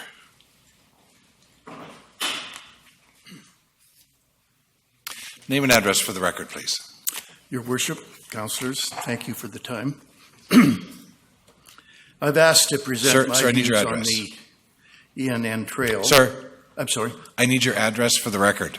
Yeah, my name is Art Shannon, 1629 Benoit Road, Nanaimo. Thank you very much. I have a little hearing problems. I've asked to present my views on the ENN Trail proposal and to point out what I feel is an unnecessary hardship that could be placed on my wife and me. If the staff recommended action is approved by council this evening, our property, a small little lot on Albert Street, would be placed in limbo, and our plans for building a retirement home there would be seriously impacted. We're not against the plans to build the trail, but we feel that the recommended plan to endorse and then hold it until the plans for the rails became clear would place total uncertainty as to what could be done with our property. And I'm asking that you either negotiate a purchase of the lands now or simply receive the report and delay the endorsement until such time as the rail issue is clarified. To provide additional information, this lot, it's an irregular shaped lot, a small lot, and the new proposed alignment of the trail would likely eliminate the prospect of being able to build on it. Since the proposal is to purchase at least a 3-meter strip along the rail side, and plus perhaps, according to the plan, it looks like there's also a retaining wall right through that whole area that eliminates a strip of the property right at the back. And our main concern if this proposal is endorsed and put on hold is nobody would want to buy that property, and nobody would, we wouldn't be able to do anything because the city will be waiting to see what's going to happen or whatever. If it's already endorsed, it would be in limbo. So, generally speaking, in my opinion, unfinished projects create more uncertainty and should be avoided. Over time, things can change. And when the status of the rail is known, perhaps that's the better time to make the decision. One other concern I've had, I noticed in the review that there have been stakeholder meetings in both 2014 and 2015. But it was only earlier this year. I realized there was also public meetings, but we didn't realize the total impact this was going to have on our lot. But the stakeholder meetings did not include property owners, which would appear at this stage to be the people that are going to be mostly affected by this. I just point that out as whether or not there's any remedy for that in the future. Anyway, thank you for your time. Thank you. Before you go, I wonder if I can ask staff a question, and that is with respect to if council should choose to go to option 3 and just put this on the shelf for the time being, what happens to the gentleman's property? If he were to come to you with a building permit tomorrow, what would happen? So I think right now, because the idea of extending the ENN Trail is enshrined within the neighborhood plans, and I believe it's also in the OCP in a general sense, planning department, depending on the process they came forward with, so if it was a rezoning, DP, subdivision, building permit, would be quite different. all of those processes would potentially trigger a referral around, and we would respond and say, yes, we would like to pursue the trail. In the case of right now, because we don't have an alignment, we'd probably try to protect the option for the trail on either side of the tracks. And in most of the corridor, that's not necessarily a big issue, because most of the corridor, the trail fits quite nicely, or at least can fit within the rail right away. The challenge is that I was just going to try and bring a picture up here of 626 Albert, but it's just the narrowest part of the corridor. So there's 4 property owners that we met with directly and talked to them, because we knew that there's really no way for us not to have an impact to these properties, because there's just not enough room between the railway tracks. And regardless of which option we pick, unless we went down Albert and then Prideaux Street, there'd really be no way for us to avoid this issue. So I think at this point, regardless of this, if this report had never been done, that same issue would arise if an application came in for redevelopment. But it would depend on the process of how we dealt with it, if it's which DP, BP subdivision rezoning. So, Thank you very much. Do you have questions? Councillor Fuller and Pratt, do you have questions for the delegation? No.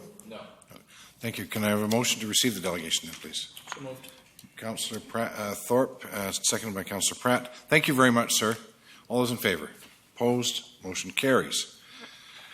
All right, Councillor Pratt, do you propose a motion? So, no, my question is to staff on this. Do you want a motion first before we start discussing it? I think we should get a motion on the floor. Is anybody prepared to move a motion at this point on either option 1, 2, or 3? Councillor Thorpe? Councillor Fuller? I just wanted to ask staff another question, and I'd be willing to make a motion. Oh, all right. So, Prepared to move a motion? no, I want to ask a question. So, no. Well, no, we've got questions on the table, so we would take priority. Then we can move the motion. No, we No, wouldn't. we should have a motion on the floor before we get into discussion and debate. Whatever. We've been discussing and debating for the last 15 minutes. There's no That's reason we because we can't have a motion, decide please? more. I'll make a motion, Your Worship. Then, as I indicated earlier, I feel there's 2 separate issues here. My motion would be that Council endorse the recommended alignment as in the staff recommendation on page 64. That's the extent of my motion at this point. I'll second that motion. All right. Do you wish to speak to it, Councillor Thorpe? Yes, because I think, if I may, this is the first step to say whether or not we support this route, this alignment. And then if we don't, then we can debate that. If we do, fine, then we move on to how soon do we want to move this forward? Do we want to think about it some more? Do we want to wait until rail gets established or kiboshed? So others may not agree. I feel this is the first step and it should be a separate motion. So therefore, I'm making it. Thank you. Thank you. So, Councillor Pratt. Yes, I completely agree with that. I think we do need to endorse the route. I think that is what anything else would be contingent on, and in particular properties that may be impacted by the route, because at that point I think staff would have to be looking at that issue. If we are impacting 4 properties, are you saying? yes. Okay, then that's an issue, and we're going to have to deal with that. And that would alleviate the,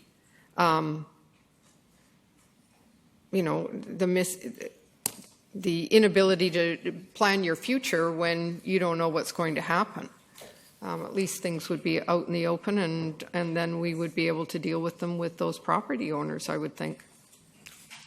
If they came forward with an application for redevelopment of any form, then at least the alignment would be considered as part of that. So that's how that would impact those properties. But until we move forward with the construction, we wouldn't pursue, say if council directed us to move forward with construction in 2019, and there was no redevelopment, then it would be more of an acquisition type process, because at that point we would be working with the landowner to try and acquire the land for the corridor. So Okay. it really depends on the process and how that would happen. All right, thank you. Councillor Fuller. And this goes exactly to what I'm saying. The owners of those 4 properties are held hostage when we endorse any recommended alignment. Those property owners are held hostage.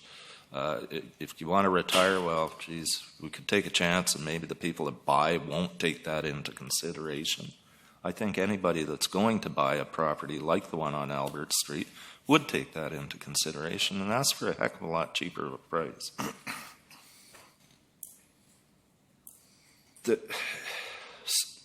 I look at the map and I could see an easy way out of that is you just go down Prideaux Street instead of cutting up near the tracks. And then you eliminate those 4 places. You go down Prideaux, then back up Albert, and then continue on. I don't know what's further down, but I do know there's 4 properties in question on that one piece of Albert. So if you endorse an alignment right now, you totally take out that option to avoid those 4 properties by actually moving it down Prideaux Street and then up Albert. So I'm not going to support this motion. Do we have a motion on the floor? We do. It was seconded? Yes. No? It wasn't seconded. Yes. It was. Who seconded? I did. The staff? Did you? I did. Was it? Okay, I didn't think I thought he As did. I said, didn't I'm see not second. going to support it. Councillor Thorpe. No. Okay. Sorry. Councillor Hong. Thank you. I can't support this project overall. It's not that I'm against trails. It's just the cost is just horrendous. 2 kilometers for over $7 million. I can't justify spending that much money. You know, we deferred a high volume traffic corridor, major project, because of the uncertainty of rail. At least we're going to defer this because of the uncertainty of rail. It's the only right thing to do. If we deferred that one, we should defer this one. We should defer anything that's related to rail because we've already set precedent in deferring this with the uncertainty of what's happening with ICF. Ideally, I like to turn those train tracks into the trail. So for us to waste $7.2 million for 2 kilometers, it's hard to swallow, and it'd be hard for me to sell. Who is going to use it for this if we can just wait? It's not going to get completed till 2019. Started in 2019, sorry, and finished in 2021. So this wasn't even in our capital projects. So why are we talking about this?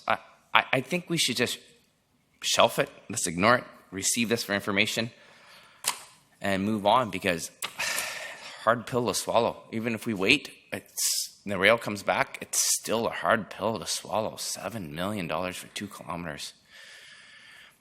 I can't justify that much money. Thank you. What if we put LED lights in, saved a few bucks? I'd rather put LED lights on the streets for the people that actually need it for safety, not on a trail that seldom used. I could do a lot with $7 million in LED lights for high-risk areas like this. Thank you, Councillor. Councillor Beswick. Thank you. $7.2 million, I'm going to guess that doesn't include the cost of acquisition of the properties that would have to be acquired? No, we did include some allowances for property acquisition. Like I said, there's not that many, and most of the time we can stay within the right-of-way. I don't disagree with Councillor Hong. In my opinion, we've done this on many occasions, has received reports for information without making any definitive commitments. There may, in fact, be an alternative alignment based on what may or may not take place in the future with the rail, commercial or passenger. So I won't be able to support the first of 2 recommendations coming forward. I would prefer we just simply receive the report for information. Thank you, Councillor Brennan. Thank you, Your Worship. I'm inclined to support this. It's been in the works for some time. I think that I truly believe that the community does support this and is looking for this trail as well as other trails. I think that it's becoming more and more common to see this in cities, and I think it's time that we acknowledge that and start to continue that in our own city. We don't know anything about the E&N Trail and what is likely to happen in the future. One thing we do know is that currently there is freight. We do know that ICF believes that it will start passenger service. And we also know that if we're expecting to be able to unravel something as complex as the E&N rail and what's going to happen there in a couple of years, we're misguided. We're misinformed. This is going to take much longer to detangle anything going on that property. The idea that we can pull up the tracks and lay our own trail, again, doesn't take into account the First Nations claims, doesn't do anything. So by the time we unravel it all and untangle it and make a decision, it's going to cost us way more than $7 million, even if there aren't rail crossings. So I think that we've waited long enough. We have a couple of community partners that were very interested in it, and so I support it. Thank you, Councillor Thorpe. Thanks, Chair. I move the motion, and I'll just speak to it briefly again. I want to see this project move ahead. We seem to be taking a backward step here because it was in 2014 that Council of the day voted approval of this E&N Trail expansion southward. And yes, I understand Councillor Hong's concerns about the costs. I totally get that. But since voting approval of this project, we've had studies done, and the result of that is a proposed suggested recommended route and alignment. And the next step, as far as I'm concerned, is to accept that alignment and then take the next step of deciding when and if we want to proceed with it. But I don't want to see this report simply received and shelved and the whole project disappear.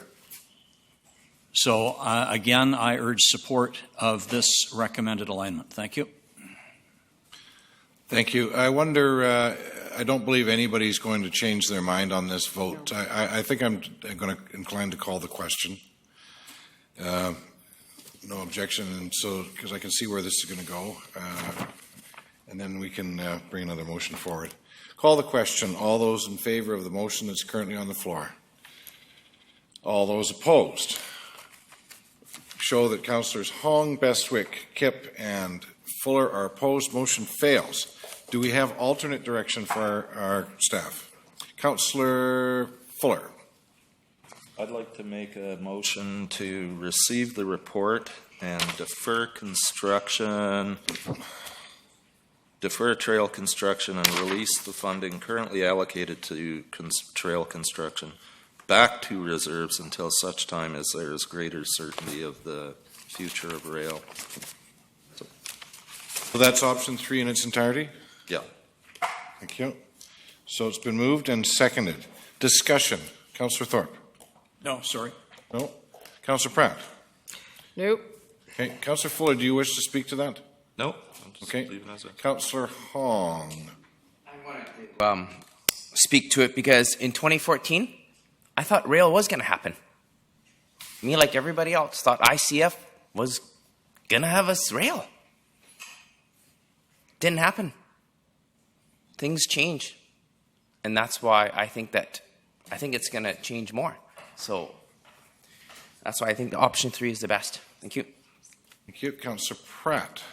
I do want to say something, and that just simply is that, we've had public input into this. There's been a lot of work put into this.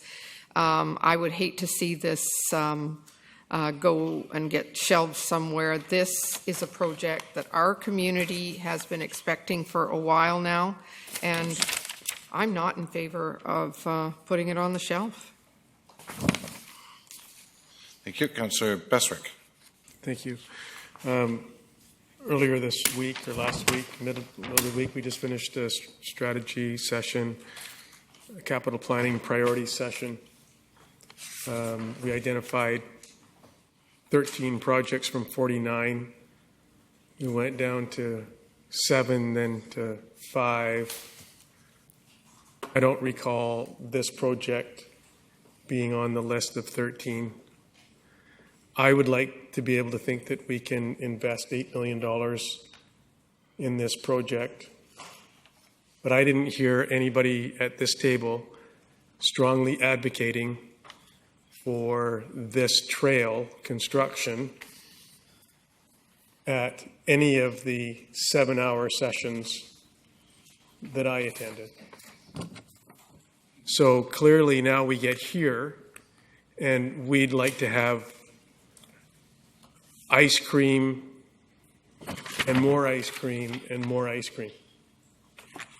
At some point in time, we can't be in favor of everything. I want 5,000 more transit hours. We want more transit hours from Cinnabar. We want more ice cream.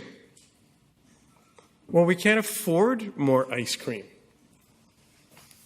Where's the $8 million going to come from? What else, what do you want to knock off, councillors?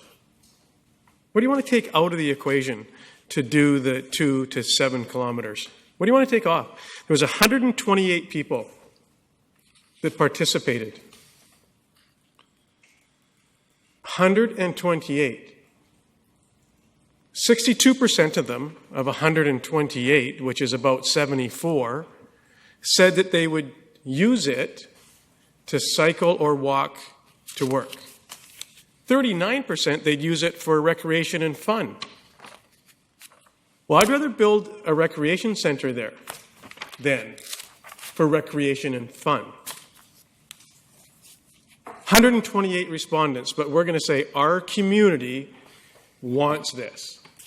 100 wants this to spend $8 million. Our community said that. 128. Well, that's a pretty small sample size for me. To spend $8 million. When's the last time we spent $8 million?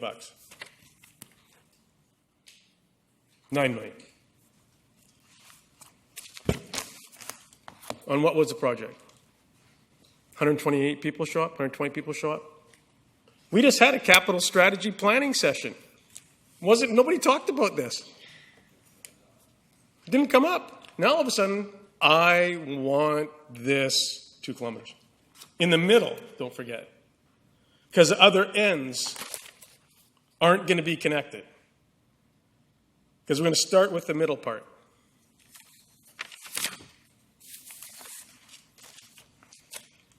So tell me what you're going to take out, and then I'll think about voting in favor of putting this in. Thank you. Councillor Kipp. I didn't vote in favor of this in 2014 because of the cost implications in the railway. And we put over 161 dots on paper that did not one dot hit the ENN trail gang. So everybody wants this. Not one dot on the ENN train thing the other day. South, downtown. Not a dot. 160 dots put on the table. Not one dot hit it. So I'm voting in favor of the motion to delay this. Thank you. Councillor Thorpe. Thanks, Chair. I would have no problem endorsing option number 2 rather than what Councillor Fuller is suggesting, which is option 3. And I think it achieves nearly the same thing because it simply suggests that we advance public consultation, explore opportunities for funding, including senior government, and so on. In other words, keeping our options open and looking for new sources of revenue. So I would be happy to support that. My fear with option 3 is we're basically saying, no, we don't want to do this project, forget it.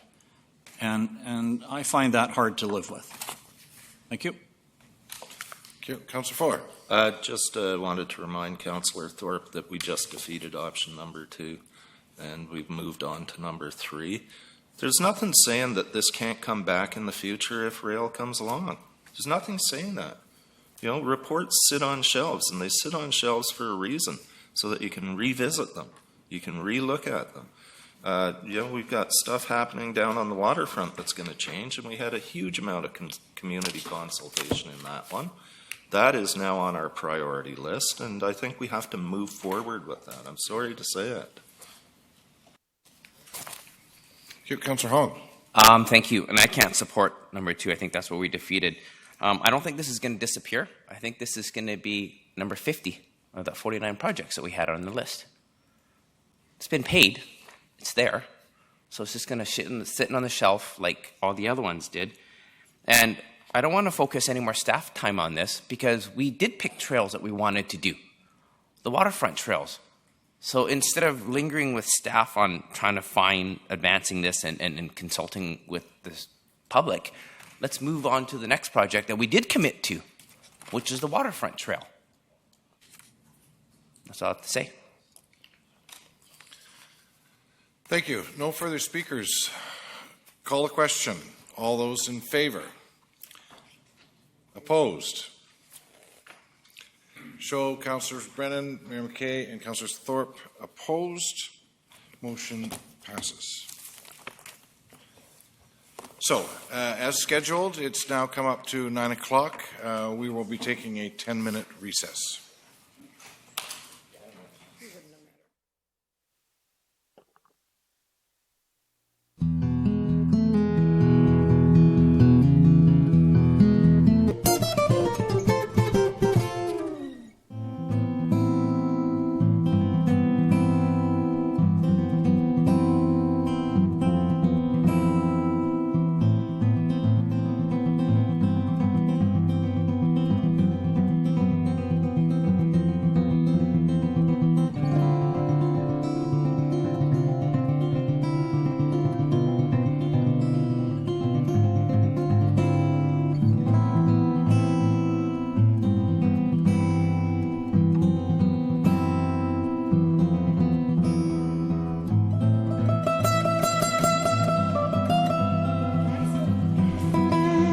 Thank you, ladies and gentlemen, and we'll resume the meeting. We have we have quorum.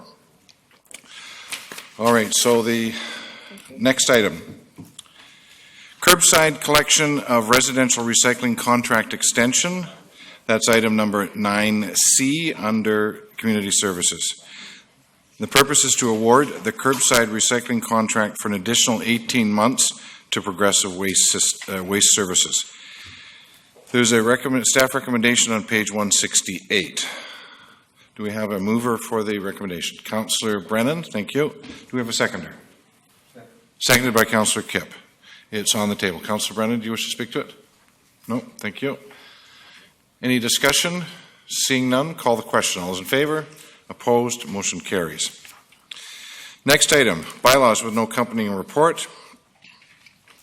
That zoning amendment bylaw 2016-4500-98, which is RA 358, to rezone a portion of 69 Lorne Place from Parks, Recreation and Culture, zoned PRC2, to Hospital Urban Centre, CC5, and to rezone a portion of 1515 Dufferin Crescent from Hospital Urban Centre, CC5, to Parks, Recreation and Culture 2, PRC2, to be adopted. Do we have a mover? So moved. Moved by Councillor Fuller, seconded by Councillor Thorpe. Any discussion? Seeing none, call a question. All those in favor? Opposed? Motion carries. No correspondence, no appointments, no notices of motion. No other business. Other business. At the regular council meeting held 2016, January 13, Councillor Yoakum advised that we'd be bringing forward the following motion for consideration at council meeting to be held June 20th, which is 1, that council receive for information correspondence dated 2016 May 01 from Mr. and Mrs. Allen and Kathy Peters regarding Bill C-36, the Protection of Communities and Exploited Persons Act, Union of British Columbia resolution related to human trafficking, and 6 items of correspondence dated 2016 March 15 from the Zonta Club of Nanaimo members, and 2, to direct staff to prepare a report outlining the city's initiatives or potential initiatives to promote the prevention of human trafficking in the city of Nanaimo while actively endorsing and enforcing Bill C-36, the Protection of Communities and Exploited Persons Act. So, do we have a mover? Councillor Fuller, seconded by Councillor Pratt. It's been moved and seconded. Any discussion? Seeing none, call the question. All those in favour? Opposed? Motion carries. Next item is under delegations, and that is Mr. Tim McGrath, and it's concerning item number 5B.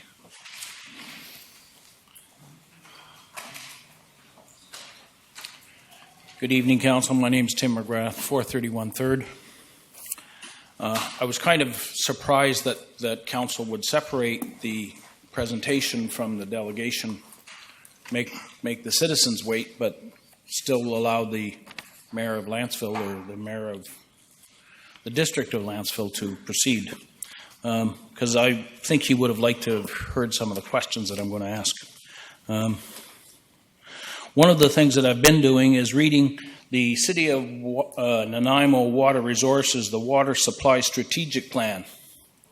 It's a rather lengthy document. I don't know how many of you actually read it, especially recently. The copy I have is 2007. Has anybody been able to concur that that is the last one, the most recent one? Okay. In this document, there's the question of supplying water to some of the RDN. One of the questions is why is Lantzville getting special treatment? What about Gabriola? What about Cedar? What about Upper Extension? I think it's imperative, absolutely imperative, that we do our own revisit and update of the strategic water supply before we do anything, before we agree to anything, before we even have discussions on anything. We should figure out what our plan is first. Now, as for the District of Lantzville, I have in front of me a request for a proposal, and it's for a water master plan, 2016, because they don't have one. They haven't done their own due diligence. I'm absolutely appalled that they would even show up to ask without having their own master water plan. They've known of the problem for 20 years and have done essentially nothing. Now, all of a sudden, they want solutions now. Well, they've had since 2014 to deal with the contract that they did have, and they still haven't done anything. So why are we even talking to them? I think we should send them on their way. Be polite, sure. Be neighborly, sure. But until they have examined their own master water plan, looked at their own conservation, looked at their own alternatives, things like recycling of gray water, things like other steps of conservation, like catching of rainwater, all things that we have to look at in our own strategic plan that we did 10 years ago, and they've done nothing. Now, I also note that at the time, the vote by the previous council, basically the three amigos said no, but they couldn't support it. So I'm wondering whether or not that's going to change. But the other thing that's very important for council to remember, and I've heard it again tonight discussing the ENN plan, is that since last council, we've had an election. And during that election, we replaced a big part of council. So to be tied to the old premise that, well, another council suggested it, we've done lots of work on it, seems a little ridiculous when you look at the election results. We voted for change, and we expect change. And if some members of this council choose not to do what the citizens of Nanaimo have voted for, then the next election, there will be more changes. It's plain and simple. I got to commend Councillor Bestwick on his hard questions tonight. And Jerry Hung, the same. Hard questions. Gord's come up with the same. We have to change. The citizens of Nanaimo have voted for change. And if some people don't want to change, boy, it's going to be a short election campaign next time. I think that the emergency water connection agreement should be rescinded. If they want to change it, fine. We'll change it. We'll cancel the old one. We'll do a new strategic study, and then we'll talk. And we will expect Lanceville to do the same. We will expect them to come back with all complete explanations as to why they're not doing rainwater catchment. Why should we give away the minimal resources that we have? You've got to look at our own report from... I need you to wrap it up, sir. Okay.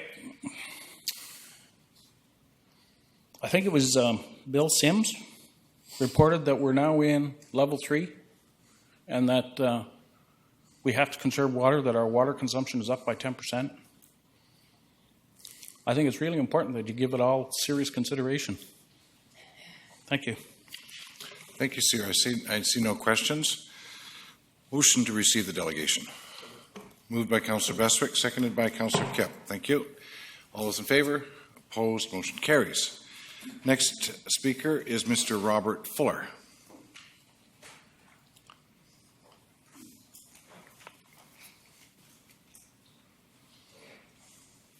Do I have 5 minutes or 10 minutes? 5, sir.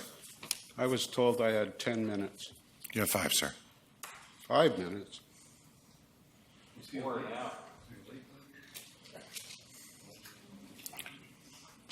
I wasn't a late delegation. I was told... I would ask you to start your presentation. The clock's ticking, so if I can have a verification from Ms. Gurry. It was in a delegation added to the addendum, so it's considered a late delegation. Okie doke. It was nice to see Mayor Haim here tonight. What kind of befuddled me, specifically in his amendments, is that he has said that they would keep to the 50 connections, while in their public hearing on this situation 2 weeks ago, there is no mention of 50 connections. More specifically, they're talking about connections to the entire district.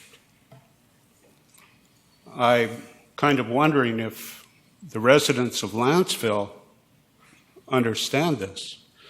Okay, I'll start now. During this presentation to Council on the 2014 water sharing agreement between the City of Nanaimo and the District of Lanceville, I will try to convey my thoughts as to why this quest to be good neighbors, why in this quest to be good neighbors it seems that due diligence on the part of both signatories has been disregarded. For clarity, and I won't be able to do it now, I will divide my submission into 2 parts, but I will just do the City of Nanaimo. We do not control our own watershed and or source. At best, we have a good working relationship with Timber West, Western Forest Products, in whose private lands is our current reservoir.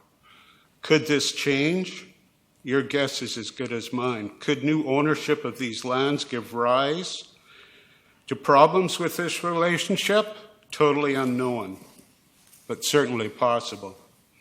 It is well known that in the foreseeable future, we may well have to either look for a new water source or build a new dam, all in anticipation of a rising population. Is our neighbor prepared to help finance this project? We have been fortunate as to now with conservation. Will this change? Already this year, consumption has taken an upswing. We are on level 2 watering restrictions. Will the other party adhere to our restrictions after hookup? What if we have an extremely dry spell of, say, 2 or 3 years? Will the other party adhere to further severe restrictions? Has thought been given to a point that in a severe drought, that water to our neighbors may have to be shut off so that the city of Nanaimo can best serve her residents?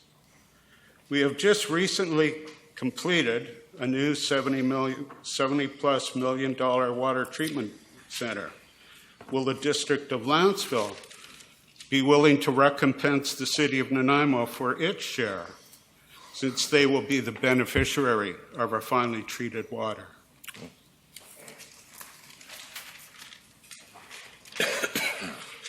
I will now shift focus to the District of Landsville. While some may say, why give thought to our neighbor? I can only state that in agreements, one should note not only the pros but the cons of the other party involved. In seeking to change or amend this signed water sharing agreement to include the entire district after more or less sitting on the shelves for somewhere between the past 2 years, one has to wonder why now. Where is the money for this massive infrastructure challenge going to come from? Is this going to come from grants? And if so, are these being pursued or not? Is the implementation of this project to be proceeded piecemeal at the district's own discretion? Will the city of Nanaimo be allowed input? Have the taxpayers in Landsville have the cost explained without grants? Is it even affordable to the District of Landsville with their current population and tax base? An RFP for a master water plan has been issued on May 31st, 2016 for the purpose and objective of exploring the water needs and the availability of said water for the District of Landsville. Why was this study not put forward earlier, even before signing the initial agreement 2 years ago? It seems a little bit like putting the cart before the horse. Where do the initial concerns of the residents on polluted wells even fit into these plans? They have already waited 2 years. How much longer? On the whole, these new developments seem to be all about past election promises and do not live up to the philosophies of being a good neighbor and helping out those in a rather serious predicament. This agreement, based on connecting the District of Landsville in its entirety, needs a sober second look, for the ramifications facing our city could be high. Remembering that our other neighbors in Cedar, areas of Extension, and even Gabriola Island have problems with poor quality well service and water needs. Are we prepared to extend ourselves before we know our capabilities to share water, especially in the light of these new developments? At worst, this agreement and these new proposed amendments need to be rethought, rejigged, or retooled. At best, and in the interest of the taxpayers and citizens of both communities, it needs to be declared null and void. Thank you. Thank you, sir. I've had it verified from Legislative Services that you did actually qualify for 10 minutes. So you've still got 3 minutes if you wish any further details. Nope. Great. Any questions? Nice. Halfway through, I got a question. Mr. Fuller? Yes. You have a question for you. Councillor Kep. Thank you. When you talk about the cost sharing and the things of that, and Landsville talked about their development or their DCC cost. Yes. But that you understand that that's not a cost share at a point; it's a future costing. Yes. Of our soft. So, Yes. Okay. And were you aware of our water audit? Yes. And the percentage of leakage that we have in our community? Yes, I had intended to speak a bit on that, but I was told I only had 5 minutes, so I had to skip it. Oh, okay. But I can. Well,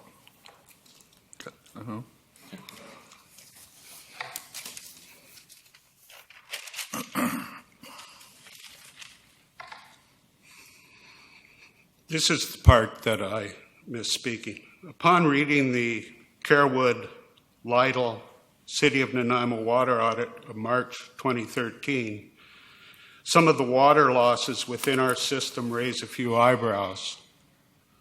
While the current annual real loss is based at 9.83% of total system input volume are said to be low, and after reading this, all I can say is thank God I don't live in Philadelphia,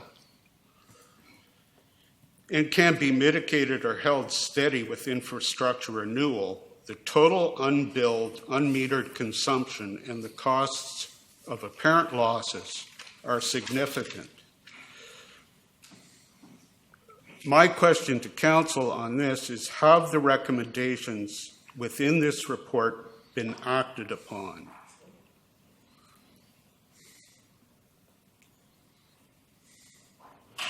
I've never seen an update on this. And some of the numbers in here are quite high, like the losses. The continual gradual replacement of residential meters as these connections age out is $46,000, but that's to be expected. The unbilled, unmetered consumption due to blow-offs at both Reservoir 1 and Duke Point come out at $61,500. Has this been rectified, or can it be rectified?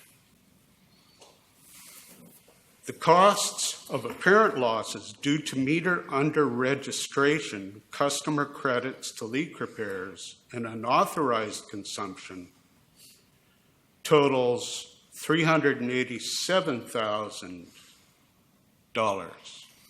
And this is due to improperly sized meters. Has this been corrected? If anyone gets a chance to read this report from 2013, this is the pie chart here. These are the losses. That's virtually a quarter, is what it works out to.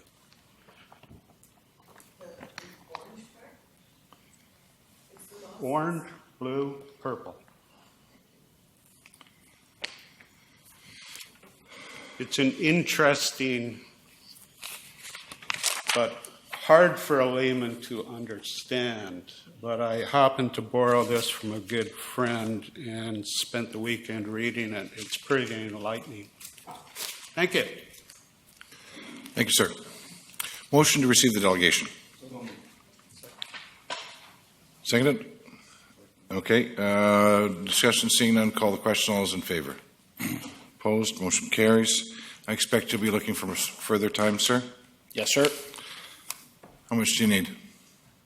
I'll just want to talk about the cost. So I would imagine 3 or 4 minutes. Okay, go ahead, sir. Under the current agreement, the City of Lanceville is getting a discount for using huge amounts of water. They get a bulk discount rate. When we're talking resources, we can't continue with this. And this goes back to the exact point I was saying with our strategic plan and why we have to look at our own strategic plan. To give resources away and then give a discount for those who waste or consume more than everybody else is ridiculous. If you look at the process in which hydro power is charged throughout the country now, and they used to do the same, but now what you do is you charge a premium for people that use so much. Once their usage goes up beyond a certain point, they should be charged a premium. So if anything, Lanceville should be paying significantly more as a penalty because they're consuming so much. I think that our strategic plan has to be looked at first.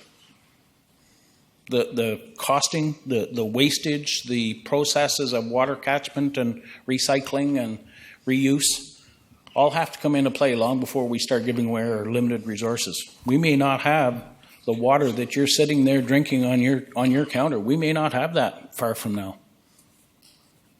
You know, because we fill it up now and then we throw it out, whatever's not drank. You Can't do that. Look at the costs. Look at the dollars. Spend money appropriately. And don't waste our resources. Simple. Thank you. Thank you, sir. The delegation has been received, so I'm not going to call for another receipt. So the next item is Mr. Les Barkley.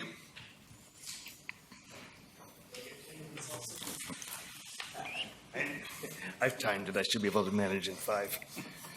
I've got a slideshow. Right. Okay. Ready to start? Okay. So thank you, Mayor and Council, for allowing me to share my thoughts and ideas briefly with you tonight. I've also distributed a complimentary handout that goes with, but it's not identical to the presentation. So I'll start with a brief review of the last 6 months as I see it. So it began with a presentation. I made a proposal 6 months back to City Council to increase public engagement in the democratic process in Nanaimo. It was pretty much ignored, and I felt the Mayor's disdain when I made that presentation. Since then, closed meetings, actually in Nanaimo they're not closed meetings, they're called special open meetings, have continued unabated. The core review was pretty much shut out from the public. There wasn't much public participation or input in that.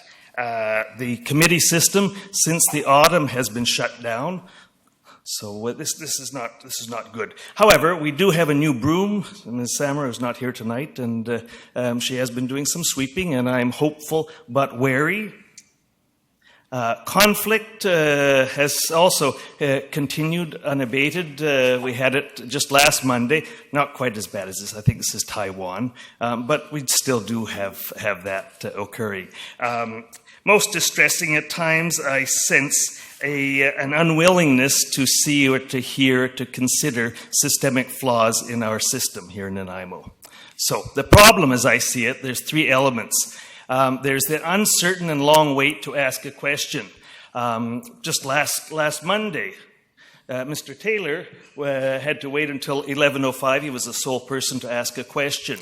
And this is difficult for many parents with children that cannot stay up that late and you can't predict. The second problem is the difficulty in communicating with council, whether it's telephone tag, and I know I argued with the mayor about that last November, or the email dysfunction that Councillor Kipp has spoken about, or dead letters that are sent and receive no replies. I'm not the only one who experiences that. And very seriously, we have the problem of voter disengagement. 3/4 to 2/3 of electors do not participate in municipal elections, even more between elections. We have a very meager crowd out tonight and most nights at our council meetings. A cynic might suggest that it only takes 6,400 votes to win a seat on council, and that is a mere 10% of voters, and so you only need to engage 10% of voters. But I'm not a cynic. That's not my idea. So I'm proposing a solution, and that would be that we have a form of a community open forum, a regular forum. This definition of forum, you can read that. And I think what's important about this, go back here, is that a forum serves as a sort of relief valve. It maintains a democratic balance. If you don't have something like this, you get the social media that Councillor Kipp complains about, you get people protesting, you get people gossiping. It's exclusive rather than inclusive.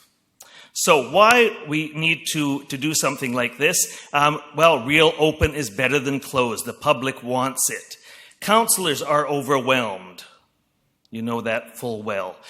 There is too much top-down communication. I don't buy, we keep informing the public more and more. No, that is just one-way communication.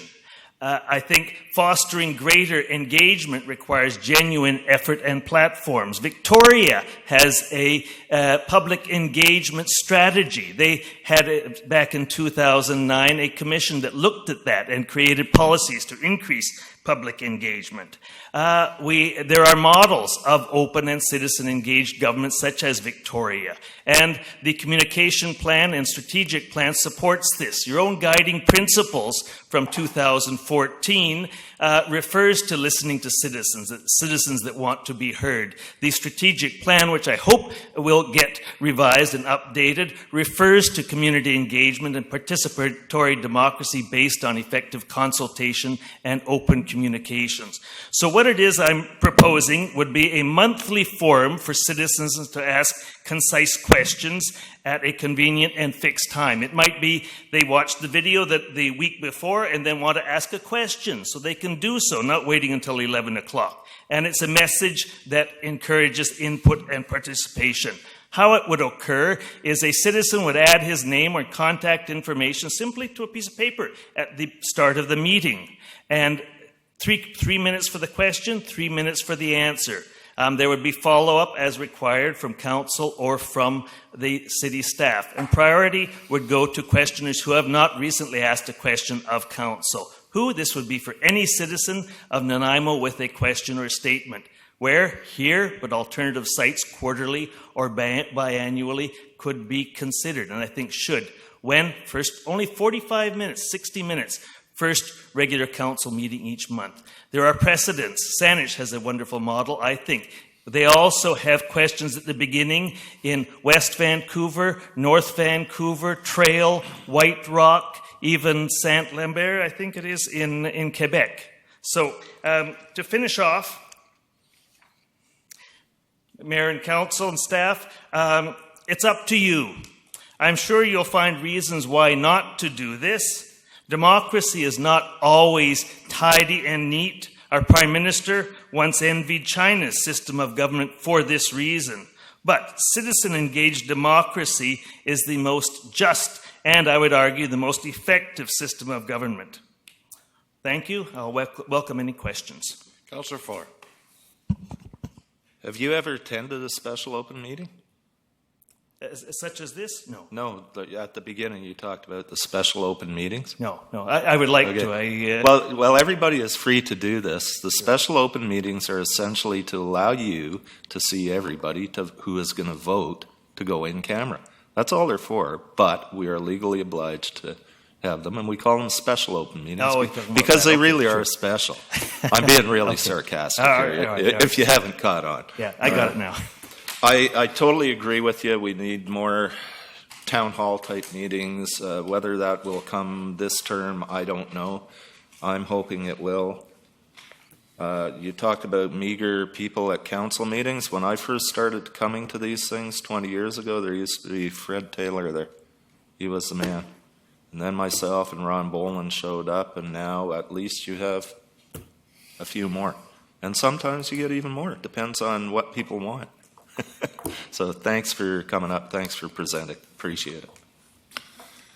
Councillor Hong. Thank you for your presentation. As you can see, it's hard getting people out of their house. I think that's why email was invented and telephone. I know that some emails get lost when residents send it to mayor and council. I assume somebody was going to receive it. But if I get an email that's addressed to me, Jerry Hong, I try my best to answer it, knowing that that's the question that they're directing specifically at me. I can't answer for the rest of council. So I encourage anybody who wants to send me an email, send it to me. If you want my opinion, if you want the rest of council's opinion, send it to the rest of council. I can't speak for anybody else. Sometimes I will miss those emails, I have to admit. And if anybody wants to find me and talk to me, and not on a Monday night, because you're watching The Bachelor or Bachelorette at home, you can find me. I don't want to limit interaction with the public in a forum like this. This is intimidating.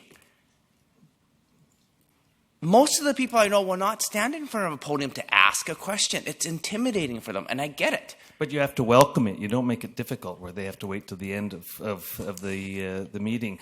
Just as a further to your point, I did send a request to make a presentation to 3 councillors. I won't name them, but I received no reply once again. I communicated through social media thank Facebook. I texted Councillor Hong, and he replied and allowed me to participate. So thank you for that. But I had to use social media to get my my message through. Thank you, sir. Councillor Kipp. Thank you. What do you think my job is, Les? What am I elected to do? Elected to listen to people and to make decisions that are based on your consultation with the community and your own good judgment.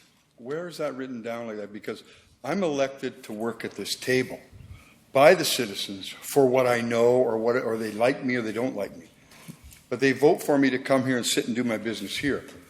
But the way the governance model works now, and bureaucracy, all I do is pass on that question to those that do the work. I don't do the work anymore. I'm not allowed to. I don't even get involved in emergency management exercises. But listening to citizens is part of your job at the meeting, and allowing and enabling citizens to ask questions or make statements, and increasing that. It's enabling. We have done that over the last year. We Haven't put seen much of it. delegations. We put delegations in actually with the actual subjects. We've tried to change our agendas. There's certain things we can't do out of camera. I mean, some of it, I believe, once it's been acted on, we should do it. But I think public has an odd, old view of what a councillor does now. With social media, as I've said before, we get some of the most disgusting emails and questions, some that I find senseless. So I'm not going to answer those. And I don't think I'm the type that when I see 5 or 6 other councillors answering a question for somebody, I just don't have the will anymore to give the person 6 different opinions. No, well, this would not allow for that, because it's 3 minutes. It's concise. That's the key adjective. Concise questions or statements, concise answers or replies. Well, no, that's why we tried to do those open public meetings, the town halls. We've tried some of those. So where people didn't even have to come here. They could send their questions in. So we've been trying.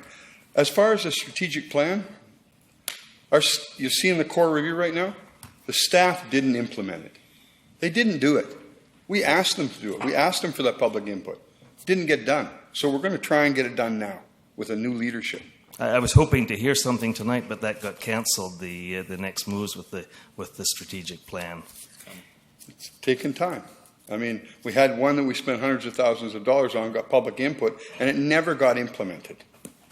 So do we run out now and get a bunch more public input and start a whole new plan?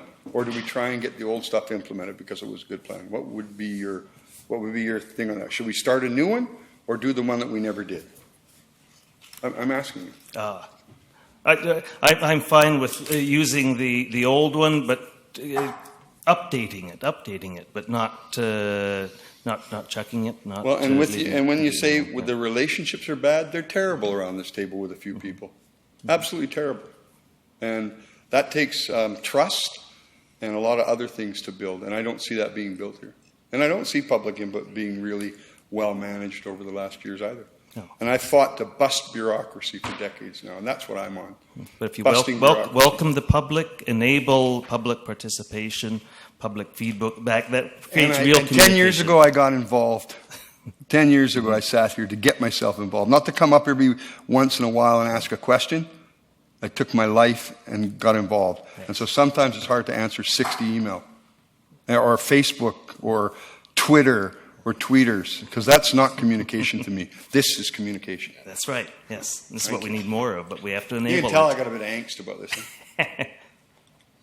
Councillor Bestwick.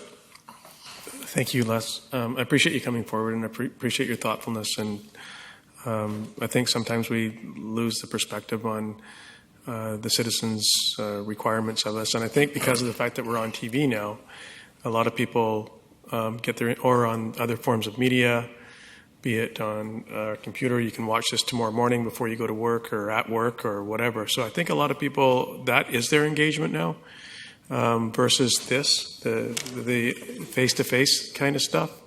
So those people that are patient enough and perseverant enough deserve a lot of credit for coming to these meetings and participating as you're doing and providing us with feedback. Part of it, though, is, as Councillor Kipp and others, that sit around this table, past and present, there is so much more going on than used to go on with all of the communications I think that the majority of us try to undertake. And I do think on June 27th, the next Monday, I think some of your concerns will be addressed as it relates to the strategic plan, as it relates to the reorganization of our committee structure. So, and some of that information was, candidly going to come before us tonight, but we thought it was a little bit too early. So it is going to. There is information coming on two of the topics that you made reference to on the 27th, and not all times can all people meet all deadlines of all information, because as we're finding, and as you're finding, if there's a comma out of place, or if there's a suggestion in there that might be just a little bit sensitive, then I think we're being very cautious that we better be careful what we release. So when we release it, we better be as close to perfect, and knowing that we're probably imperfect. And I think people can't expect all of us to be perfect all of the time. There is imperfections, and I accept my own, and I can certainly say that I wish that I did a better job in this chair than I probably do for many. There's just only so much that I'm capable of doing. And if I'm disappointing people, such as yourself, as it relates to communications with you, call me, talk to me out here, ask me a question. I'd be very happy to stand there and talk to you for as long as it would take. So, and I think I've heard that before. And I think the majority of the people here feel the same way, frankly. I really do. We have bad days too. You might catch us on a bad day, and the majority of people here have other occupations and are doing other things, and there's, and I'm not dismissing the fact that this is the most important thing that we all do, but so I really do appreciate you and every other delegation that comes. I don't have to agree with everybody, but I sure appreciate the fact that you take the time out of your day to come here and do this. So, thank you. Thank you. No further questions, sir. Okay. Thank you. Motion to receive the delegation. Councillor Hong, seconded by Councillor Bestwick. Call a question. All those in favour? Opposed? Motion carries. Next item under Section 14D, Councillor Kipp. Thank you. I just want people to know the 1956 Mann Cup champions, 60 years ago, they won the Canadian Championship, emblematic of the senior lacrosse. So next Saturday, the 25th, at 2 o'clock to 4 o'clock is a Junior A lacrosse game. And then at 4 o'clock, there's what's called a tailgate party, and donations for hamburgers and stuff will go to Sally Ann and the Red Shirt campaign.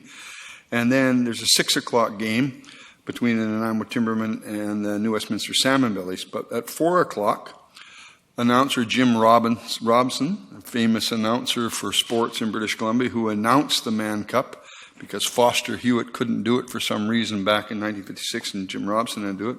And a number of players, I think Don Ashby, Joe White, and Don Sherry will be available at the arena, maybe a couple other players. So it's a celebration of their national championship, which was 60 years ago.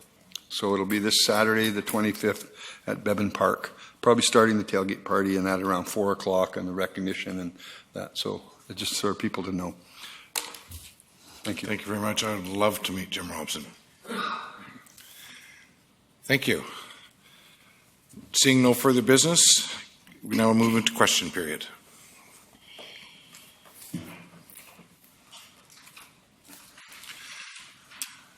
I remind the people coming for question period, it's for questions on tonight's agenda. Kevin Story, I'm still on Rosstown Road.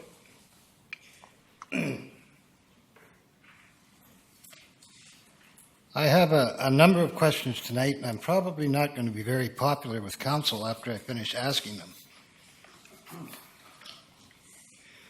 Just a couple of things I noticed tonight when we were discussing the bridge replacement, the figure of maybe $5 million or more to replace the bridge. Take the Johnson Street Bridge in Victoria. It was originally budgeted at 65. I think it topped out at $132 million this week, and it's still climbing. So if you think you're going to build a new bridge for $5 million, forget it. Can we have a question, please, Mr. Story? Okay, my first question is in regards to the money that was considered for the ENN Trail. About a year ago, every member of this council pledged to not spend any more money on new programs until the core review was adopted. Since that time, money has been spent like water in this council chamber. It's escalated. Can I have a question, please, sir? I would like to ask those members of council that voted in favor of spending $7 million for 2 kilometers of trail the same question that Councillor Bestwick asked. Where are you going to get the money? The taxpayers in this town pay high taxes and are fed up with this council wasting their money. And when I stand before this council, I stand here representing the taxpayers.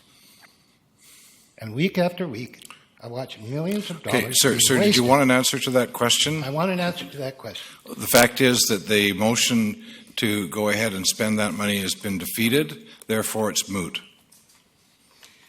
Can I have your next question, please?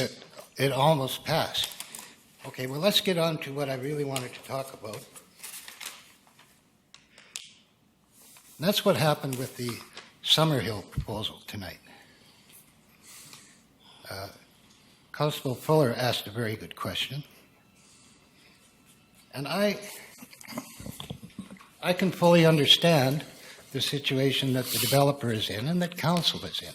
Can we have a question, please, sir? You can have it when I finish my backup. Sir, can we have a question? The developer came tonight with new information. A week ago, this place erupted with questions about the introduction of new information to the point that the meeting had to be stopped, tempers had to settle down. I was afraid there was going to be a fistfight in this council. Can I ask you what your question is, please, sir? Yes.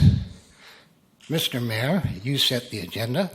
Why did you allow this to be on the agenda after a week ago receiving a ruling from your CAO and your legislative officer that new items or new information was not allowed under a reconsideration? Second question. Mr. Lindsay already answered that question, sir. His explanation was very weak. But he answered the question, sir. Secondly, second question. Under Section 131, 2B, any reconsideration cannot take place it must take place within a 30-day period. What's your question, sir? All right. Now I'm going to quote from your bylaw. What is your question, sir? Can I read your bylaw? No, first? sir. Please ask a question. Sir, why did you violate bylaw 7301, section 01, and allow this to be placed on the agenda tonight? As Mr. Lindsay already pointed out, it was a new consideration, sir. It was not a reconsideration. You don't understand, sir. I'm not talking about Mr. Lindsay's explanation. Your question's been answered, sir. It has not. Yes, it has. Next question, please. Do you understand section or bylaw 7301, Yes, I section do, 1? sir. Yes, I do, sir. Would you Can I like have, me to read it? Can I have your next question, please? No, sir.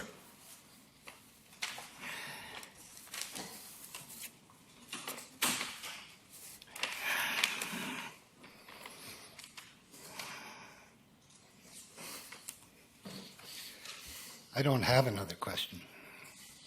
Thank you. Because you failed to answer the question that I No, asked. your question's been answered, sir. Thank you. When are you going to become a leader, Bill? Sir, thank you very much. Do we have a motion to adjourn? Thank you. All those in favor?